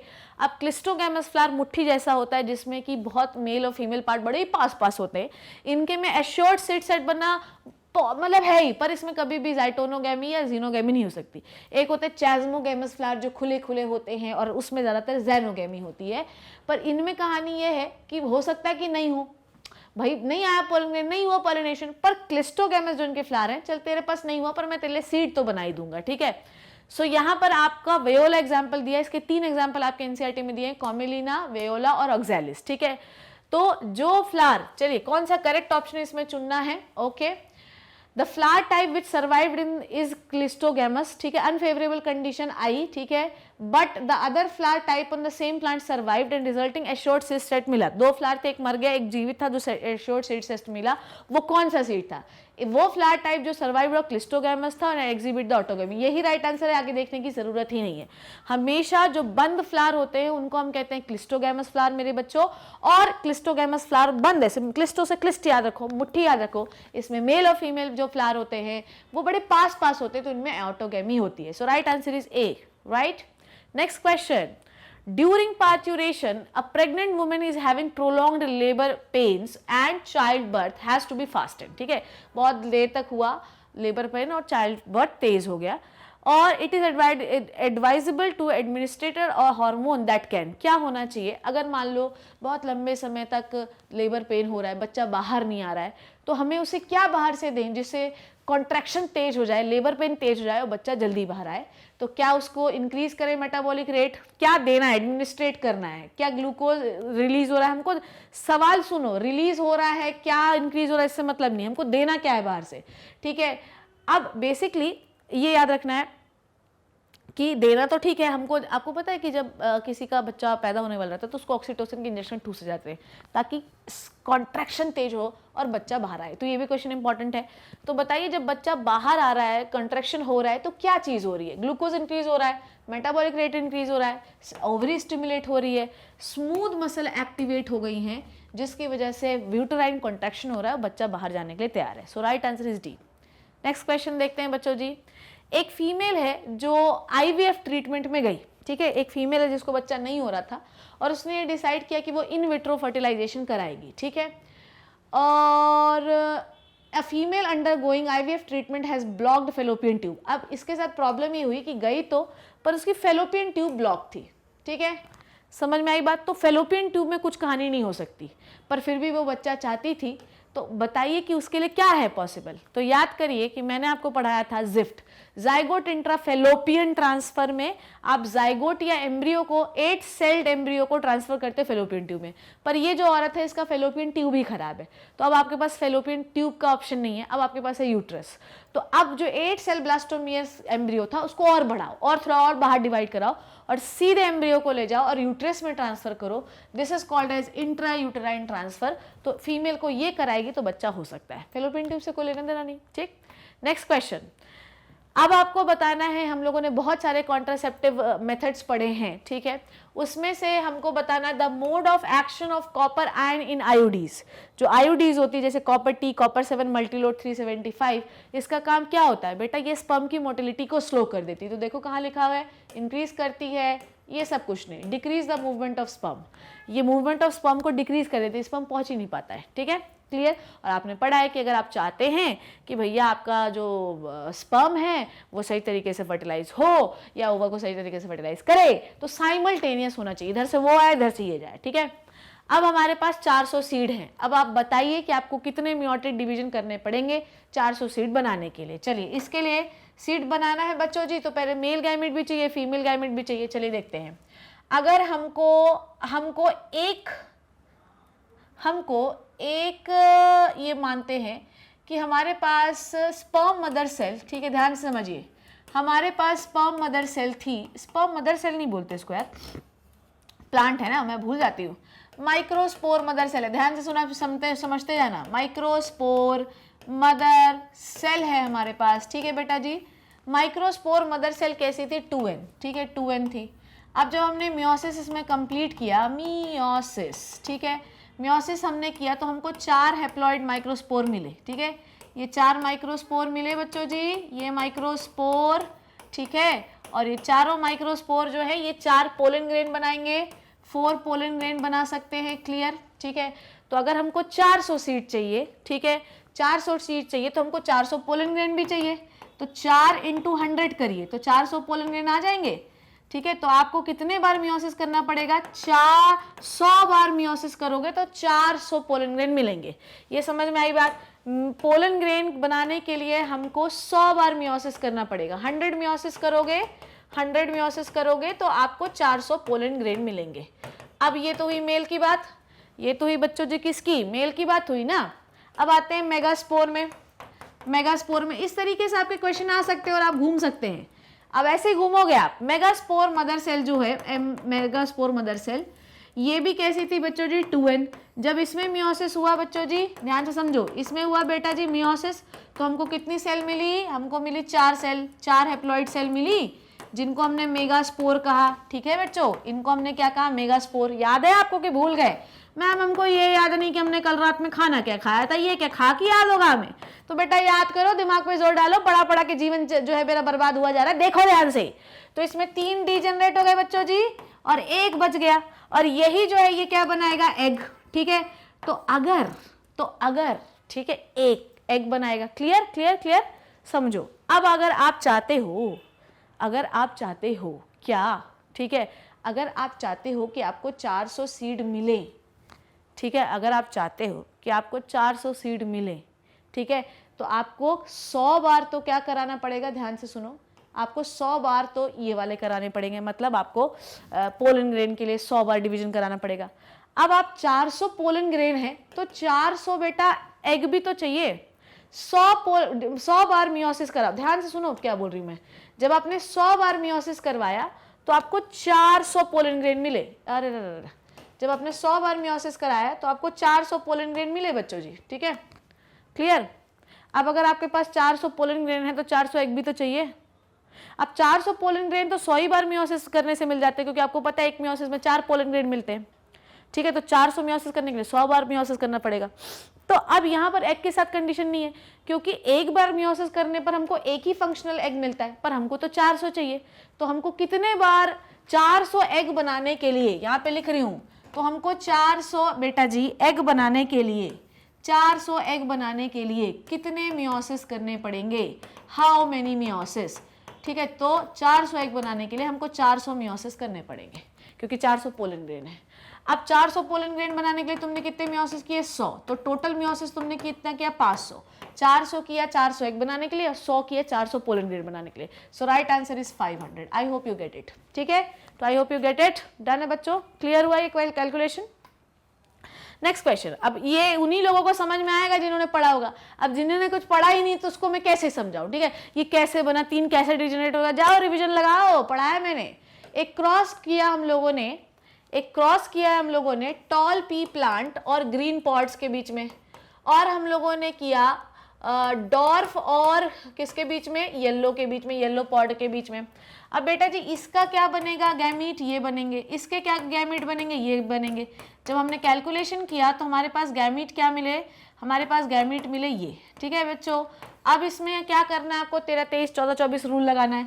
जब आपने 13, 23, 14, पहला 13, ठीक है, 13, 23, ठीक है, 14 और 24। ठीक है बच्चों जी, ये रूल लगाने हैं अपने। ठीक है, जब अपन ने रूल लगाए, ठीक है, और इसके बाद इसका सेल्फ पॉलिनेशन करना है।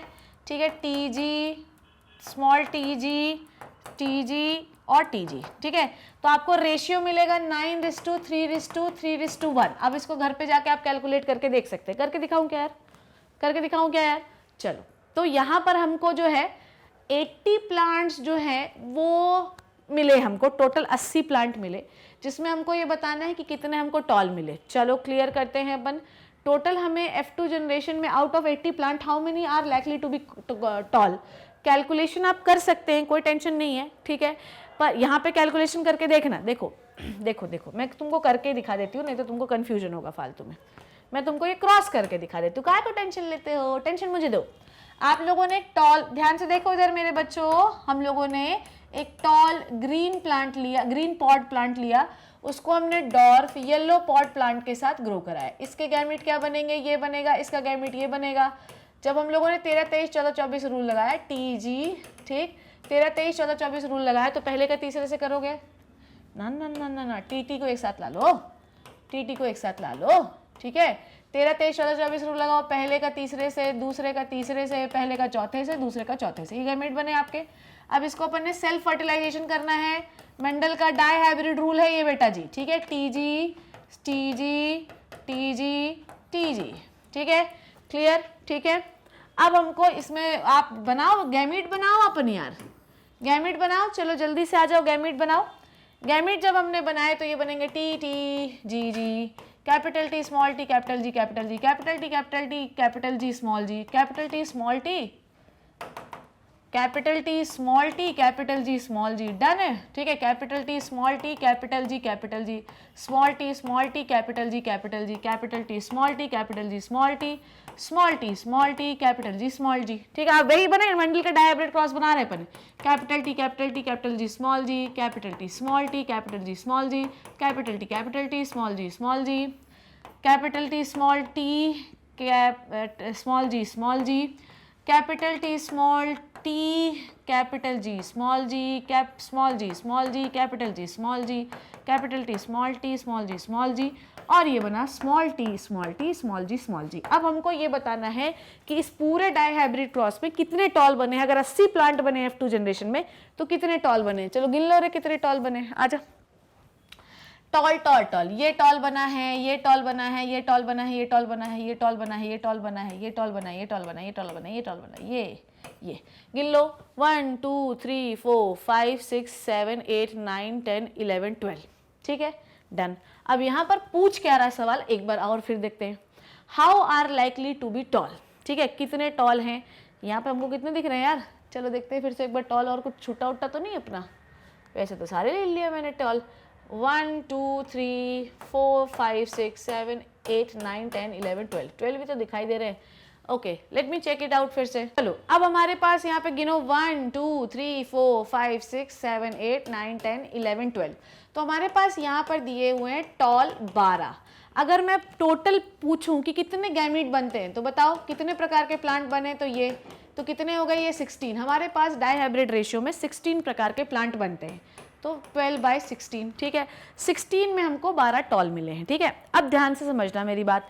हमारे पास टोटल 80 प्लांट मिले हैं, टोटल पॉपुलेशन, जिसमें 12 टॉल हैं। हमारे डाई हाइब्रिड में 16 हमको गैमेट मिले। इसको रेशियो ऐसे निकालेंगे बेटा जी, है ना?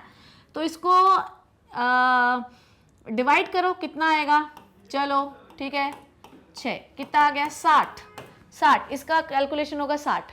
तो हमारे पास 80 में से, ठीक है, मैंने तो तुम्हारे लिए 16 निकाले। ठीक है, मैंने तो तुम्हारे लिए 16 टोटल टाइप के प्लांट मिले, जिसमें 16 में से 12 आपके पास जो होंगे टॉल वाले होंगे। ठीक है, टॉल और कॉम्बिनेशन हो सकते हैं। तो अगर 16 में से 12 हैं तो 80 में से कितने टॉल होंगे? तो 80 में से 60 टॉल होंगे। इस तरीके से आपको कैलकुलेशन निकालना है। 60 ऑप्शन है क्या? Right answer is D. Clear है? Clear clear clear clear. ठीक, आगे बढ़ते हैं। इन एंटीराइनियम मेजर स्पीशीज, ठीक है, capital R is phenotypically red flower, ठीक है, and small r is a white flower, and capital R small r is a pink flower. ठीक है, ये अपन ने पढ़ा, it is a incomplete dominance का एग्जांपल। ठीक है, तो अब अगर हमने F1 जनरेशन में एक क्रॉस किया, ठीक है, तो अगर क्रॉस ऐसा है, ठीक है, अगर क्रॉस ऐसा है बेटा जी, अगर क्रॉस ऐसा है तो 13, ठीक है, 23, 14 और 24, ये। तो अब आपको बताना है कि इसका रेशियो क्या निकलेगा। तो बेटा जी ये तो रेड बने, रेड, इसमें सीधा आप 13, 23, 14, 24 रूल लगाया करो, ज़्यादा अकल मत लगाया करो, ठीक है। मैंने सीधे बताया, आपको पुनेट बनाने की जरूरत ही नहीं है। तो रेड आपको कितने मिले, 2, ठीक है, 2 मिल गए। तो हम लोग मानते हैं कि 2 मिल गया तो एक ही प्रकार के मिल रहे हैं ना, तो उसको एक ही कंसिडर करो यार, ठीक है। यहाँ पर भी हमको क्या मिल रहा है, 2, तो इसको एक ही प्रकार के फ्लावर मिले तो एक ही कंसिडर करो। तो रेशियो क्या होगा बताओ, रेशियो क्या होगा, 2 रेड और 2 पिंक मिलेंगे। आपको पता है इनकम्प्लीट डोमिनेंस में ये क्या हो जाता है, पिंक, ठीक है। तो 2 रेड और 2 पिंक, ठीक है। So right answer is C, ठीक है, ratio is 1:1। Next question, what would be the genotype if the offspring have genotype in 1:1 proportion। अगर आपको 1:1 proportion का मिल रहा है, ठीक है। देखो यहाँ पर देखो मैंने बना रखा था, अगर आपका रेशियो 1:1 है, ये आया 1:1, तो आपका जीनोटाइप क्या होना चाहिए, ये इस टाइप का, मतलब capital R capital R capital R small R. देखो यहाँ पर ऐसा कुछ दिया है क्या, ठीक है, ये देखो ये वाला दिया हुआ है ना, देखो देखो देखो रे, ठीक है, ये वाला capital R capital R capital A दिया है, capital R capital A small A दिया है, सीधी बात। तो अगर आप ऐसा आपको क्रॉस दिख रहा है मतलब रेशियो 1:1 आएगा ना ना ना ना ना, ठीक है। एक बार check, let me check it out यार, let me check it out. तो ओके 13, 23, ओके एक बार और चेक कर लेते हैं, एक बार और देख लेते हैं, क्यों टेंशन ले रहे हो। चलो देखो ध्यान से, इसका क्रॉस लगा के देखते हैं क्या हमको 1:1 मिल रहा है, नहीं मिल रहा है तो फिर हम चेंज करेंगे, ओके। ये देखो, ओके 13, ठीक है, 23, 14, 24, हाँ ये भी ठीक है, ये भी ठीक है, ये भी ठीक है, ये भी ठीक है, ये देखो ये भी तो रेशियो मिल रहा है, तो 1:1 ये भी हो सकता है। पर बेटा जी अगर ये भी लगा के देखो, मैं ये भी तुमको लगा के दिखाना चाहती हूँ ताकि तुम्हारे मन में सेटिस्फैक्शन हो, क्योंकि CBSE जो है 13, ठीक है, 23, 14 यही आया, तो ये भी तो सही है, ठीक है, तो ये भी तो सही है, मतलब यहाँ पे थोड़ा सा लोचा है, ओके। नेक्स्ट क्वेश्चन, यहाँ पर है पेडिग्री, ओके, यहाँ पर है आपके पास पेडिग्री। सबसे पहले इसमें चेक करना है आपको कि ये कौन सी पेडिग्री है, ठीक है। सबसे पहले आपको चेक करना है कौन सी पेडिग्री है। अब आप चेक करो कि ये ऑटोसोमल तो नहीं है, पर ऑटोसोमल में आपको देखना है कि प्रोपोर्शन बराबर होना चाहिए। तो देखो ये मेल फीमेल हैं, इनके 3 बच्चे, तीनों में से किसी को बीमारी नहीं, बिल्कुल सही हुआ। इनके बेटा जी कितने बच्चे हैं, 1 2 3 हैं, जिसमें एक को है 2 को नहीं, चलो ठीक है कोई बात नहीं। इनके 2 बच्चे बने, एक को है एक को नहीं है, ठीक है। इनके 1 बच्चे बने, 2 को नहीं, एक को है। तो यहाँ पे आप देखो कि प्रोपोर्शन सेम दिख रहा है, ठीक है। तो ये तो है एक ऑटोसोमल, ठीक है, ये क्या है, एक ऑटोसोमल है। यहाँ पर आप क्या देख रहे हो कि अब जनरेशन देखो स्किप हो रही है नहीं हो रही है, चलो मैम हमें तो नहीं दिख रही है, पर आपको देखो कि जनरेशन स्किप होती हुई दिखाई दे रही है। जैसे ये देखो, ये एक इंडिविजुअल जिनको बीमारी नहीं थी पर इनके बच्चों को बीमारी आ गई तो जनरेशन स्किप हो गई। तो पहली बात तो इंडिविजुअल बराबर है, जनरेशन स्किप हो गई, मतलब ये है आपका ऑटोसोमल रेसेसिव, सीधी बात है, ठीक है। तो पहले में ही ना देख लेना, ऐसे सबको देखना है पेडिग्री को अच्छे से, स्किप हो रही जनरेशन तो रेसेसिव है, ठीक है। नेक्स्ट क्वेश्चन देखते हैं, a couple having 2 daughters, couple has 2 daughters, what is the probability of third child will also be a female। ये कोई चांसेस नहीं होता बच्चों, कभी भी चाहे 5 बच्चे आपके लड़की हो गए हों पर 6वां बच्चा लड़का है लड़की आपको कभी नहीं पता होगा। देयर इज ऑलवेज 50% प्रोबेबिलिटी कि लड़का होगा या लड़की होगी। जैसे फीमेल के पास एक्स होता है तो जो स्पर्म आ रहा है वो कैसा है, या तो एक्स होगा बच्चों या तो वाई होगा। अभी तो लक बाई चांस है, 50% है कि वाई जा सकता है, 50% है कि एक्स जा सकता है, तो 50-50, चाहे 50वां बच्चा हो रहा है पर 50-50 चांसेस होते हैं, ठीक है। तो ये किसी पर निर्भर नहीं कि इस बार तो लड़की ही होगी, ओके। नाउ अब अगर आपका रेशियो 1:2:1 है, तो बड़ा ही मोनो हाइब्रिड क्रॉस है यार, ठीक है। देखो क्या होता है इसका, तो अगर जीनोटिपिक रेशियो मेरे लल्ला, मेरे बच्चों, मेरे जिगर के टुकड़ों, अगर 1:1 है तो हमेशा क्या पढ़ा आप लोगों ने, कैपिटल टी स्मॉल टी को कैपिटल टी स्मॉल टी से करते हैं तो हमारे पास एक होमोजाइगस टॉल, 2 हेटेरोजाइगस टॉल और एक होमोजाइगस डॉर्फ मिलते हैं 1:2:1। ये जीनोटिपिक रेशियो है, तो क्या होना चाहिए बच्चों जी, यही होना चाहिए, डन। आपका वर्ड चेंज कर दिया गया, okay, right answer is B. Next question देखते हैं, आइए यहाँ पर आपको एक चीज बहुत बेहतरीन समझाती हूँ, ठीक है। क्या, अगर एक कंसेप्ट समझिए, चारगाफ रूल क्या कहता है, अगर डबल स्ट्रैंडेड डीएनए है, ठीक है, अगर डबल स्ट्रैंडेड डीएनए है, अगर डबल स्ट्रैंडेड डीएनए है, ठीक है, तो हमेशा A प्लस G का कंटेन हमेशा किसके बराबर होना चाहिए? देखो प्यूरिन की कैलकुलेशन जो होनी चाहिए वो पैरामिडिन के बराबर होनी चाहिए, तो A प्लस जी का कंटेंट हमेशा T प्लस सी के बराबर होना चाहिए। ठीक है, आप कैलकुलेट करते हैं, बराबर है तो डबल स्टैंडर्ड डीएनए, और अगर नहीं है तो सिंगल स्टैंडर्ड डीएनए। ठीक है, चलो अब देखते हैं क्या है बेटा जी। Total number of nucleotide sequences of DNA that codes for a hormone, this is Chargaff rule, codes for the hormone is 1530। तो टोटल न्यूक्लियोटाइड कितने हैं इसके पास? 1530। Okay, the proportion of different bases in the sequence is found to be adenine कितना है बेटा जी? 34, 34। Guanine कितना है बेटा जी? 19। ओके, साइटोसिन कितना है बेटा जी? 23। और थाइमिन कितना है बेटा जी? 19। कैलकुलेट कितनी है? 9, 10, 11, 12 और ये हो गया 42। ठीक है, ओके, और ये कितना हो गया? 9, 4, 13 और ये हो गया 43। ठीक है, तो ये कितने हो गए बच्चों जी? 9, 4 कितना होता है? 13 होता है, 3, 1, 4, ये 5 हो गया। ठीक है, 5, सॉरी, ठीक, सॉरी, इसको थोड़ा साफ लिखूँ मैं।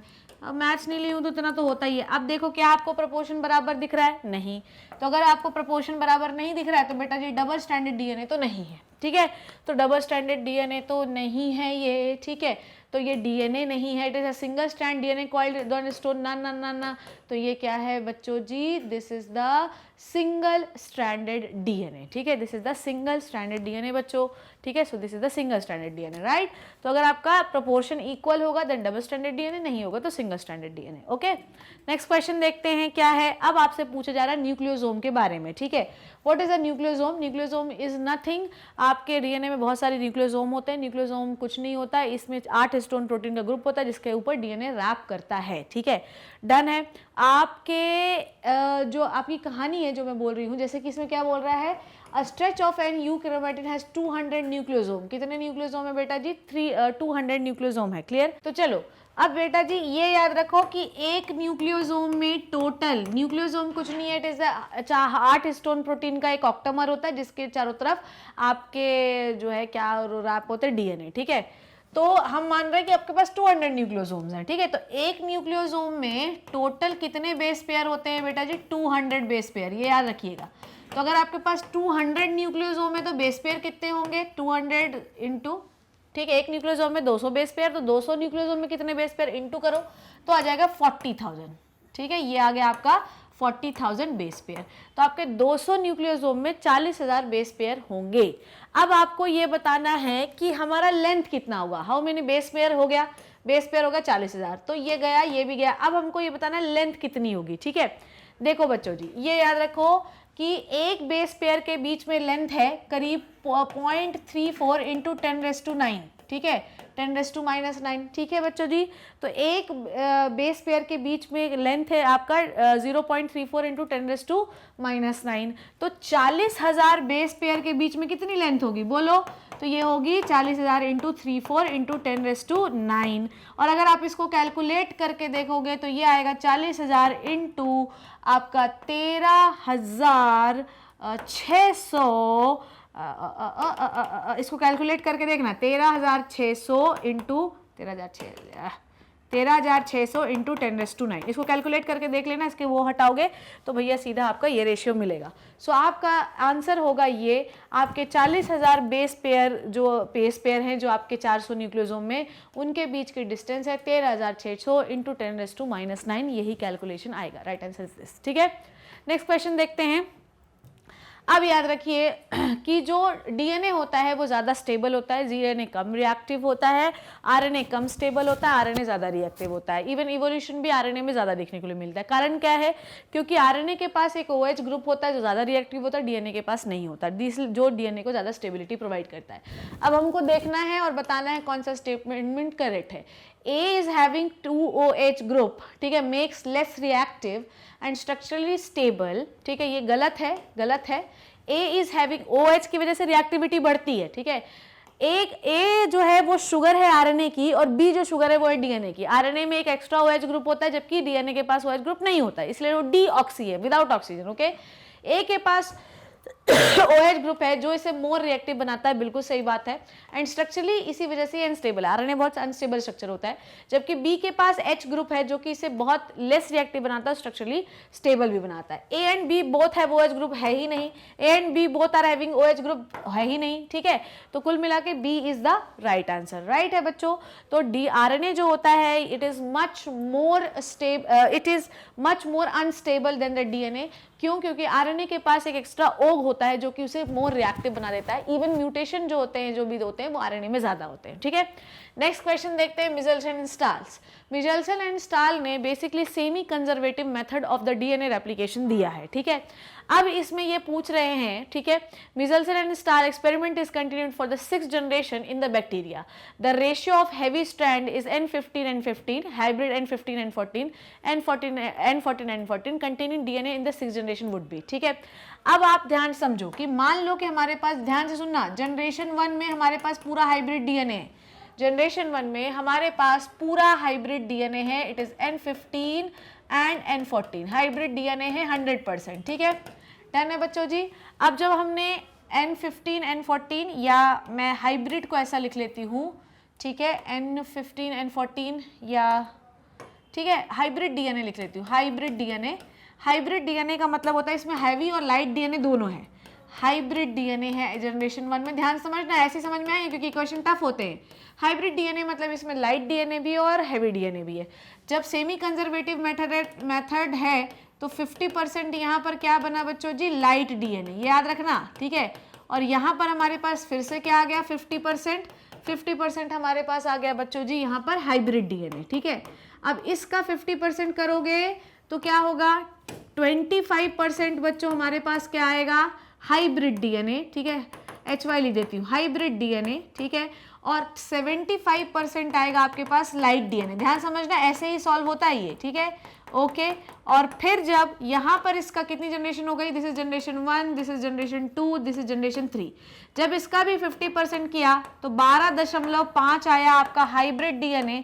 और आपका कितना हो गया ये, इसमें आप ऐड करो, 12 कितना हो जाएगा, 12 5 7 7 1 8, 87, मतलब इसका कितना हो गया यार, 87.5, ठीक है, 87.5% कितना आ गया, ये हो गया लाइट डीएनए, ठीक है। अब बेटा LD लिख रही हूँ यहाँ पे, ओके। इसका भी 50% करोगे तो कितना आ जाएगा, कौन सी जनरेशन हो गई, 4th, ठीक है, ओके। इसका 50% किया, 12 का 50% कितना होगा, 6.25 के आसपास आएगा। और इसमें जो है आपको 6 और ऐड कर देना है तो करीब 93% के आसपास आएगा, राइट, ठीक है। तो ये हो गया आपका हाइब्रिड डीएनए, और ये हो गया आपका लाइट डीएनए। अब इस 6.25 का भी आधा करो, ठीक है, इसका भी आधा करोगे तो ये कितना हो जाएगा बच्चों जी, ये हो जाएगा करीब आपका 3, ठीक है, 3.1। और ये कितना हो जाएगा आपका करीब 97%, ठीक है। तो ये हो गया आपका हाइब्रिड डीएनए और ये हो गया आपका लाइट डीएनए। क्लियर, डन है बच्चों जी, ठीक, कोई दिक्कत कोई परेशानी तो नहीं। तो अब आप देखो कि आपके पास 6th जनरेशन में क्या मिला, क्या आपको 6th जनरेशन में ये मिला, जी नहीं। 6th जनरेशन में आपको हाइब्रिड डीएनए मिला, जी हाँ। लाइट डीएनए मिला, जी हाँ। तो आपको हाइब्रिड डीएनए कितना मिला है बच्चों, 3.1, कितना मिला है, 3.1। और लाइट डीएनए आपको कितना % मिला है, 97, या इसको हम 1 रेशियो में कन्वर्ट करोगे तो 1। और आपको हैवी डीएनए कितना मिला है, 1। सो अगर आप रेशियो में कन्वर्ट करोगे तो राइट आंसर आपको ये मिलेगा। इस तरीके से सेमी कंजर्वेटिव मेथड निकाला जाता है। क्लियर, आपको बस अपने हाइब्रिड डीएनए को आधा आधा करते जाना है। अब अगर इसको आधा करोगे तो इसमें इतना % ऐड करते जाना है। जैसे कि 50 को आधा किया तो 25 बना, तो इसका 25 बचा, तो ये वाला 50 कितना हो गया, 75। तो ये इस तरीके से रेशियो कैलकुलेटिवली 100 होना चाहिए, ठीक है। अगर ये 25 से तो लाइट कितना होगा, 75। अगर ये 12.5 है तो लाइट कितना होगा, 87 पॉइंट। अगर ये 3.1 है तो हैवी लाइट कितना होगा, 97। तो अगर जब हम रेशियो निकालते हैं तो लाइट डीएनए हमारे पास आता है कुल मिला के 1 रेशियो, और ये कितना हो जाएगा, 31। 3.1 था तो आपका 31 हो गया, ठीक है। और बच्चों जी ये जो है आपके पास हैवी डीएनए था ही नहीं, तो मिचेल्सन एंड स्टाल के अकॉर्डिंग 6th जनरेशन में आपको हैवी डीएनए नहीं मिलेगा, आपको सिर्फ मिलेगा लाइट डीएनए और मिलेगा आपको हाइब्रिड डीएनए। क्लियर, इस तरीके से आपको ये रेशियो निकालना है। नेक्स्ट क्वेश्चन देखते हैं बच्चों जी। Next question, two important RNA processing. Now RNA processing के बारे में हम लोग बात कर रहे हैं, ठीक है। आरएनए जब भी हम लोग प्रोसेस करते हैं, ठीक है, जब भी हम लोगों को ट्रांसक्रिप्शन करना है, आरएनए प्रोसेस करते हैं, तो याद रखिएगा कि आरएनए के 2 एंड होते हैं, ठीक है। We have 2 end, one is the 5' end and one is the 3' end. Clear है, क्लियर है, क्लियर है, इतनी बात आपको क्लियर हुई। नाउ ये जो एंड होता है यहाँ पे टर्मिनेशन हो जाता है, टर्मिनेशन जो है मतलब खत्म हो जाता है। तो जब भी हमको टर्मिनेशन करना है तो यहाँ पर एक पॉली ए टेल जुड़ती है जिसको कहते हैं पॉली एडाइनेलेशन, ठीक है। इसको हम पॉली ए टेल या पॉली एडाइनेलेशन कहते हैं। और जब हम ट्रांसक्रिप्शन स्टार्ट करते हैं तो यहाँ पर एक GPP गुआनोसिन ट्राइफॉस्फेट जुड़ता है। तो अब आप देखो, ये है आप ट्रांसक्रिप्शन जब हम आरएनए प्रोसेसिंग करते हैं, जब आरएनए को प्रोसेस करते हैं तो यहाँ पर बहुत सारी चीज़ होती हैं, जैसे कि 5' एंड पे क्या होता है GPP, ठीक है, और 3' एंड पे क्या होता है polyadenylation, the most specialized end nucleotide end added a sequence about 200, ठीक है। मतलब कुल मिला के आप देखो कि क्या क्या हुआ। इनिशिएटर कोडॉन, ठीक है, 1 क्या है एट द 5' एंड, 1 मतलब 5' एंड पे क्या जोड़ा आपने GPP, क्या जोड़ा है बच्चों जी GPP। 3' एंड पे आपने क्या जोड़ा है पॉलीएडेनाइलेशन, तो 3' एंड पे आपने पॉलीएडेनाइलेशन जोड़ा, GPP जोड़ा, पॉलीएडेनाइलेशन कैपिंग। इसको हम 5' एंड पे हमेशा कैपिंग होती है, याद रखना, इसको हम कहते हैं कैपिंग, ओके। 5' एंड पे हमेशा कैपिंग होती है। सो 1 पे क्या हुआ है कैपिंग, 3' एंड पे क्या हुआ है पॉलीएडेनाइलेशन, 5' एंड पे क्या हुआ GPP, और आपका चौथा नंबर जो है 3' एंड पे हम क्या करते हैं पॉली ए। तो राइट आंसर इज दिस। ध्यान से सुनो, जब भी हम आरएनए को प्रोसेस करते हैं, ठीक है, आरएनए की जब हम ट्रांसक्रिप्शन होती है तो ट्रांसक्रिप्शन में आरएनए बनता है तो उसकी प्रोसेसिंग होती है, ठीक है। प्रोसेसिंग मतलब यूं ही नहीं आरएनए इतना बड़ा आरएनए छोड़ देते हो। तो हम क्या करते हैं कि 5' एंड पे कैपिंग करते हैं ऑफ द गुआनोसिन ट्राइफॉस्फेट, तो 5' एंड पे कैपिंग, ठीक है, गुआनोसिन ट्राइफॉस्फेट की। और 3' एंड पे हम कहते हैं पॉलीएडेनाइलेशन, ठीक है। किसका पॉलीएडेनाइलेशन, इसमें एडेनिन की एक टेल जोड़ते हैं, ठीक है। So right answer is C. RNA processing में ये चीजें आपको याद रखनी है। क्लियर है बच्चों जी? चलो नेक्स्ट क्वेश्चन देखते हैं। व्हाट इज मिनी सैटेलाइट्स, ठीक है। आपके पूरे डीएनए सेगमेंट पे कुछ कंजर्व डीएनए सेगमेंट को बचाने के लिए we have some special sequences of the base pair called as mini satellite. Mini satellite कोई अमाइनो एसिड नहीं बनाते हैं, बस मिनी सैटेलाइट का काम होता है डीएनए के सेगमेंट्स को प्रोटेक्ट करना, ठीक है। ये होते हैं करीब 10 से 60 बेस पेयर साइज के, और ये बोथ यूकैरियोटिक प्रोकैरियोटिक दोनों में पाए जाते हैं। ये किसी कोडॉन को कोड नहीं करते, ना कोई अमाइनो एसिड बनाते, फिर सिर्फ ये बीच बीच में डीएनए सेगमेंट्स में पाए जाते हैं ताकि डीएनए के उस स्पेशल सेगमेंट को प्रोटेक्ट कर सके। मिनी सैटेलाइट जो होते हैं ये यूकैरियोटिक प्रोकैरियोटिक में पाए जाते हैं, पर मेनली ये यूकैरियोटिक में पाए जाते हैं। अब देखिए ये क्या है, 10 to 40 बेस पेयर साइज नहीं, 10 to 60 base pair size. Short coding, repeated region होते हैं इसमें, और ये यूकैरियोटिक जिनों में पाए जाते हैं, ये बात सही है। पर ये यूकैरियोटिक प्रोकैरियोटिक में दोनों में पाए जाते हैं, तो और ये कोडिंग नहीं होते, ये किसी अमाइनो एसिड को कोड नहीं करते, सिर्फ बेस पेयर हैं जो बीच बीच में डीएनए के पाए जाते हैं और उनको प्रोटेक्ट करते हैं। सो ये शॉर्ट है, नॉन कोडिंग है, इसमें बार बार repeated sequence of base pairs होते हैं, और ये बहुत ज्यादा पाए जाते हैं यूकैरियोट में। सो राइट आंसर इज बच्चों जी सी, ओके। नेक्स्ट क्वेश्चन देखते हैं। What was the mix-up? अच्छा, ये mix-up at the hospital after a fire accident in the nursery division. Which of the children belongs to the parent? अब यहाँ पे okay, यहाँ पर एक ग्राफ होना चाहिए जो कि नहीं दिया है, बैंड वाला ग्राफ। इसमें आपको ब्रांड मैचिंग देखनी है पेरेंट्स से इसमें था पर इसमें लगा नहीं है। जिस चिल्ड्रन के बैंड माँ बाप से ज्यादा मैच होंगे वही चिल्ड्रन उनका बच्चा है, ठीक है। ये बैंड इसमें लगाया नहीं है, ओके। अब एक केस बेस्ड क्वेश्चन है बच्चों जी जिसको हमें सॉल्व करना है।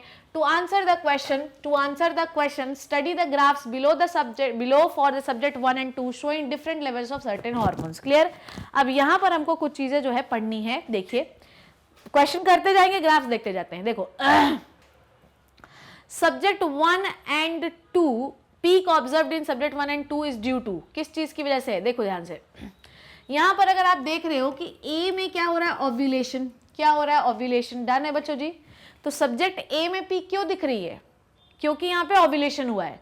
और ओव्यूलेशन कब होता है? बोलो मेरे साथ, ओव्यूलेशन कब होता है? जब ल्यूटिनाइजिंग हार्मोन का लेवल बहुत ज्यादा हो जाता है, ठीक है। तो यहाँ पर भी ओव्यूलेशन हो रहा है और यहाँ पे भी ओव्यूलेशन हो रहा है, और ओव्यूलेशन का जो मेन रीजन होता है वो होता है ल्यूटिनाइजिंग हार्मोन, जिसको हम एलएच सर्ज के नाम से जानते हैं। ज्यादा ल्यूटिनाइजिंग हार्मोन के होने की वजह से जो ओवरी होती है वो फाड़ देती है और ओवा फेलोपियन ट्यूब में आ जाता है। Clear? It is called as LH surge. Next question देखते हैं बच्चों जी। Next question, subject 2 has higher level of hormone B ठीक है, ये कौन सा हार्मोन है देखते हैं, higher level of hormone B, ये कौन सा हार्मोन है बेटा, ये देखो ये बढ़ा जा रहा है, बढ़ा जा रहा है, ल्यूटेल फेज के बाद कौन सा हार्मोन बढ़ता है, ये हार्मोन है प्रोजेस्टेरॉन। आपको पता होना चाहिए ओव्यूलेशन के बाद अगर प्रोजेस्टेरॉन बढ़ रहा है इसका मतलब ये है कि भैया प्रेगनेंसी है, ठीक है। तो ये कौन सा हार्मोन है, प्रोजेस्टेरॉन। ओव्यूलेशन के बाद अगर प्रोजेस्टेरॉन घट नहीं रहा है, वो बढ़ते जा रहा बढ़ते जा रहा बढ़ते जा रहा है और मेंस्ट्रुएशन नहीं हुआ, it means to say that कि उस लड़की को प्रेगनेंसी है। So right answer is B. Okay, third, if the peak of hormone A does not appear in the study, ठीक है, which of the following statement is true? अगर A नहीं होता पीक, ठीक है, अगर A पीक नहीं होता तो क्या होता, बोलो बोलो मेरे साथ, अगर A वाली पीक नहीं होती तो क्या होता, यही है ना, the peak of hormone is not appear in the study of subject 1 में A पीक नहीं होती तो क्या होता, बोलो अगर A नहीं होती तो B कैसे होती, अगर A नहीं है तो ओव्यूलेशन नहीं हुआ है, ओव्यूलेशन नहीं हुआ तो B पीक नहीं बनेगी, कोई दूसरे हार्मोन ही निकलेंगे, प्रोजेस्टेरॉन निकलेगा ही नहीं, ठीक है। अगर A नहीं है तो peak of hormone B will be observed ना, ठीक है, A नहीं है तो peak of hormone will be observed at a point lower than given the graph ना, B पीक ही नहीं होगी, अगर A नहीं है तो B की भी कोई पीक नहीं होगी, अगर ओव्यूलेशन ही नहीं हुआ तो प्रोजेस्टेरॉन निकलेगा क्या, वो B peak is for progesterone, ठीक है। Next question, which structure in the ovary, ठीक है, खत्म, असर्शन रीजन खत्म हो गया वाला। Which structure in the ovary will remain functional, अच्छा है असर्शन रीजन है, which structure in the ovary will remain in the functional in the subject 2। अब मुझे बताओ कि सब्जेक्ट 2 है, it is meant for the, it is for what, it is for the secretion of progesterone बच्चों जी, और progesterone कौन निकालता है ओवरी में, प्रोजेस्टेरॉन निकालता है बच्चों जी कार्पस ल्यूटियम। सो सब्जेक्ट 2 में जो पीक मिल रही है, पीक 2 है वो प्रोजेस्टेरॉन की, और प्रोजेस्टेरॉन कौन निकालता है, प्रोजेस्टेरॉन कार्पस ल्यूटियम निकालता है, क्लियर। नेक्स्ट क्वेश्चन देखते हैं हम लोग क्या है, for subject 2 it is observe that the peak for hormone B has reach at the plateau stage. मान लो कि बी की जो पीक है, जो प्रोजेस्टेरॉन की पीक है, वो एक स्टेशनरी स्टेज पे चले जा रही, तो कौन से दिन वो कम होगी, बताओ। अगर वो प्लेटू स्टेज मतलब स्टेशनरी स्टेज में चले जा रही है, वो नीचे आ ही नहीं रही है, इसका मतलब ये है कि बेटा जी उस लड़की को प्रेगनेंसी हो गई है और प्रोजेस्टेरॉन की जरूरत है, इसलिए पीक नीचे नहीं गिर रही है, तो वो नीचे कब आएगी, 280 दिनों के बाद, मतलब 9 महीने के बाद, जिस दिन डिलीवरी होनी होगी, ठीक है। समझ रहे हो ना, इस तरीके से क्वेश्चन पूछे जाते हैं, फिर फंस जाओगे। विच of the following statement is true about the subject, ठीक है, सब्जेक्ट कौन सा प्रेग्नेंट है, बताओ किसमें प्रोजेस्टेरॉन की पीक बढ़ी है, तो सब्जेक्ट 2 जो है वो है प्रेग्नेंट, ठीक है। So right answer is B, ठीक है, राइट आंसर इज बी बच्चों। ऐसे क्वेश्चन आ सकते हैं केस बेस्ड में, ठीक है। चलो बच्चों, अब हम देखते हैं next question, the gene that controls the ABO blood group system in the human being has 3 alleles, ठीक है, ब्लड ग्रुप को 3 एलील डिटरमाइन करते हैं। एक बच्चे का जिसका ब्लड ग्रुप ए है, तो हमें ये बताना है कि his father has blood group A and mother has blood group B, तो जीनोटाइप ऑफ ऑफस्प्रिंग क्या होगा। अगर मैं बोल रही हूँ एक बच्चा है जिसका ब्लड ग्रुप ओ है, ठीक है, तो अब आपको ये बताना है कि ब्लड ग्रुप में जीनोटाइप क्या होना चाहिए, क्या क्या जीनोटाइप होगा, तो बच्चे का ब्लड ग्रुप ओ जो है ओ बन सकता है। चलो देखते हैं, देखो ये वाला ब्लड ग्रुप नहीं नहीं नहीं नहीं नहीं, देखो ये वाला और ये वाला, ये 3 जीनोटाइप होंगे तो पॉसिबिलिटी है कि बच्चे का ब्लड ग्रुप ओ बनेगा, ठीक है। आई ए स्मॉल आई और आई बी स्मॉल आई मिलेगा तो स्मॉल आई बन जाएगा, ठीक है। तो ये 3 होंगे, 2 3 4, क्या हमारे पास ये ऑप्शन है 2 3 4 5, ठीक है। Let me check it out यार, देखते हैं 2 3 4, ओके, इसमें से कौन सा देखना है, 2 3 4, ऐसा तो कोई ऑप्शन नहीं दिख रहा, फिफ्थ का है, फिफ्थ भी है, 1 2 3 4 5। चलो देखते हैं यार इसमें क्या क्या देख रहे हैं हम लोग। देखो बच्चों, इसका ऑप्शन होना चाहिए 2 3 और 4, पर यहाँ पर 2 3 4 के साथ नहीं, 2 3 एंड 5, पर 2 3 एंड 5 के साथ 4 भी जुड़ा हुआ है, तो इसमें 4 आपको हटाना पड़ेगा, क्योंकि 4 वाला ऑप्शन इज नॉट करेक्ट, क्योंकि ए बी कॉम्बिनेशन अगर आपका है तो 4 वाला जो ऑप्शन है वो अगर ए बी कॉम्बिनेशन है तो ब्लड ग्रुप ए या बी बन सकता है, ठीक है बच्चों जी। सो ये बी होगा, बट इसमें 4 हटाना पड़ेगा, ओके। ना बच्चों, ये क्रोमोसोमल पैटर्न दिया है और यहाँ पर आपको ये बताना है कि कौन सी बीमारी है। मैं बिना आपको वो केस सीधे बता देती हूँ। अगर आप देखो सब जगह आपको डिप्लॉयड दिख रहे हैं, सिर्फ 21 क्रोमोसोम पर एक क्रोमोसोम एक्स्ट्रा दिख रहा है, it is called as trisomy. Down syndrome में 21st क्रोमोसोम पे ट्राइजोमी होती है, ठीक है।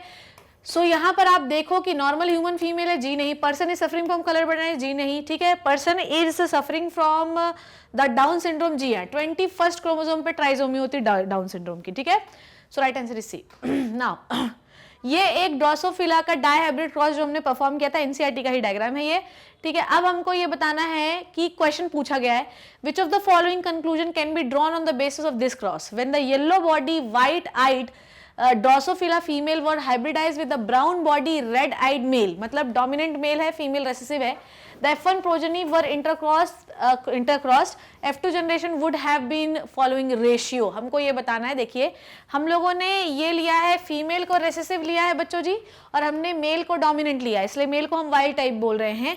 अब हमको ये बताना है कि F1 जनरेशन में हमने क्या लिया है, F1 जनरेशन में हम लोगों को मिला brown body red eyed female, invert हो गई सिचुएशन, और हमको मिला yellow body white eyed male, ठीक है, हमको ये मिला F1 जनरेशन में।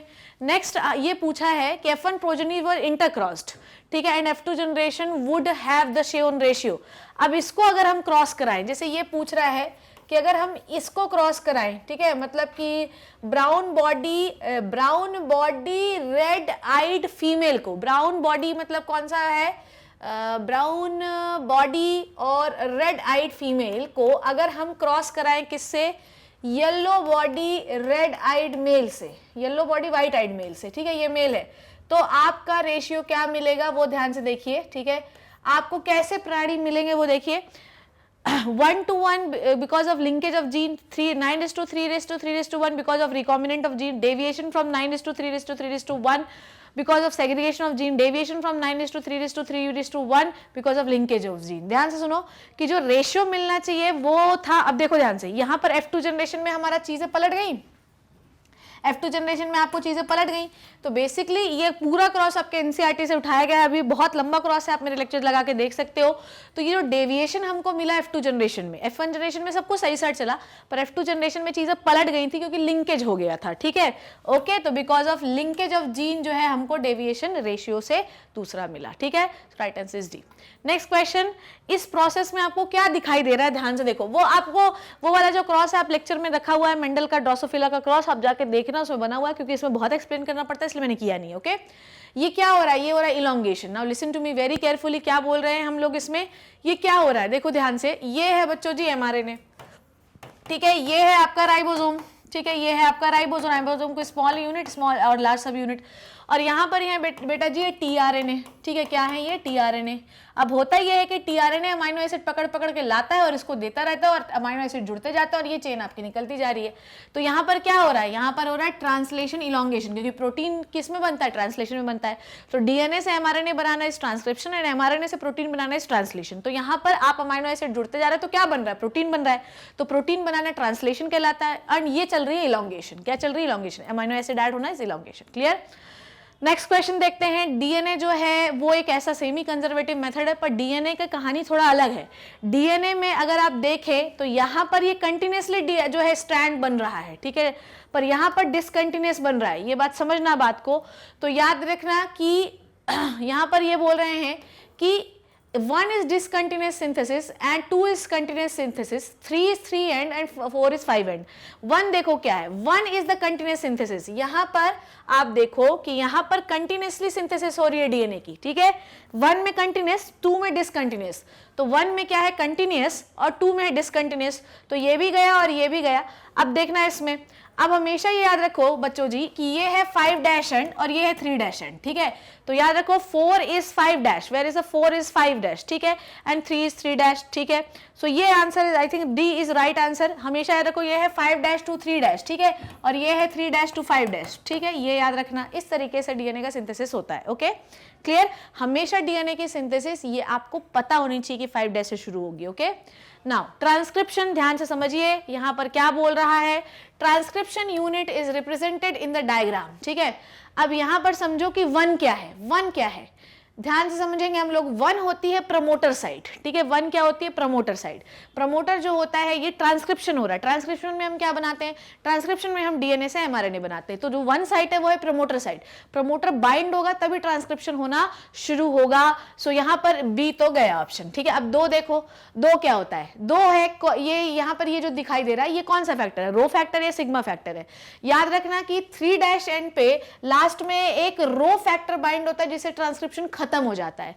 और आपके 5 एंड पे जहां से ट्रांसक्रिप्शन शुरू हो रहा है वहां पे सिग्मा फैक्टर होता है। तो जब ट्रांसक्रिप्शन शुरू हो रहा है तो सिग्मा फैक्टर बाइंड होगा प्रमोटर से, तभी ट्रांसक्रिप्शन शुरू होगा, और जब रो फैक्टर बाइंड हो जाएगा तो ट्रांसक्रिप्शन खत्म हो जाएगा। तो बेटा जी याद रखना कि जो 2 है वो है सिग्मा फैक्टर, ना कि रो फैक्टर। तो ये भी गया, ये भी गया, ठीक है, तो ये भी गया, ये भी गया। अब ये सिग्मा फैक्टर, अब ये इनमें चुनना है, तो promoter sigma factor, promoter sigma factor. अब 3 हमको देखना है क्या है, 3 क्या है। अब मुझे बताओ कि कौन सा पॉलीमरेज है, डीएनए पॉलीमरेज है या आरएनए पॉलीमरेज है। ध्यान सुनो, ये डीएनए पॉलीमरेज है, आरएनए पॉलीमरेज है। आपको पता है कि हमेशा ट्रांसक्रिप्शन में डीएनए से एमआरएनए बनता है, ठीक है, और आरएनए पॉलीमरेज एक ऐसा एंजाइम है जो कि बेस पेयर्स को ऐड कराता है, कॉम्प्लीमेंट्री स्ट्रैंड बनवाता है। तो 3 इज द आरएनए पॉलीमरेज, क्योंकि हमको आरएनए बनाना है, तो 3 इज द आरएनए पॉलीमरेज, ठीक है। So right answer is C, ठीक है। सो बच्चों, we have done with the CBSE sample paper of 2021 and 22।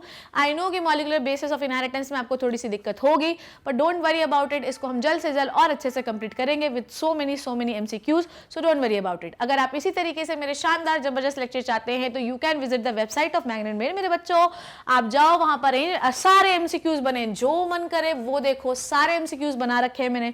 जाओ पढ़ो और खूब पढ़ो, इतना पढ़ो कि 4 डालो, एग्जाम में आग लगा डालो और बायोलॉजी में टॉप कर दो। See you in the next amazing session. तब तक मेरे साथ बने रहिए बच्चों और पढ़ते रहिए बहुत सारे दमदार एमसीक्यूज। नेक्स्ट सेशन में मिलूंगी, तब तक thank you so much and bye bye.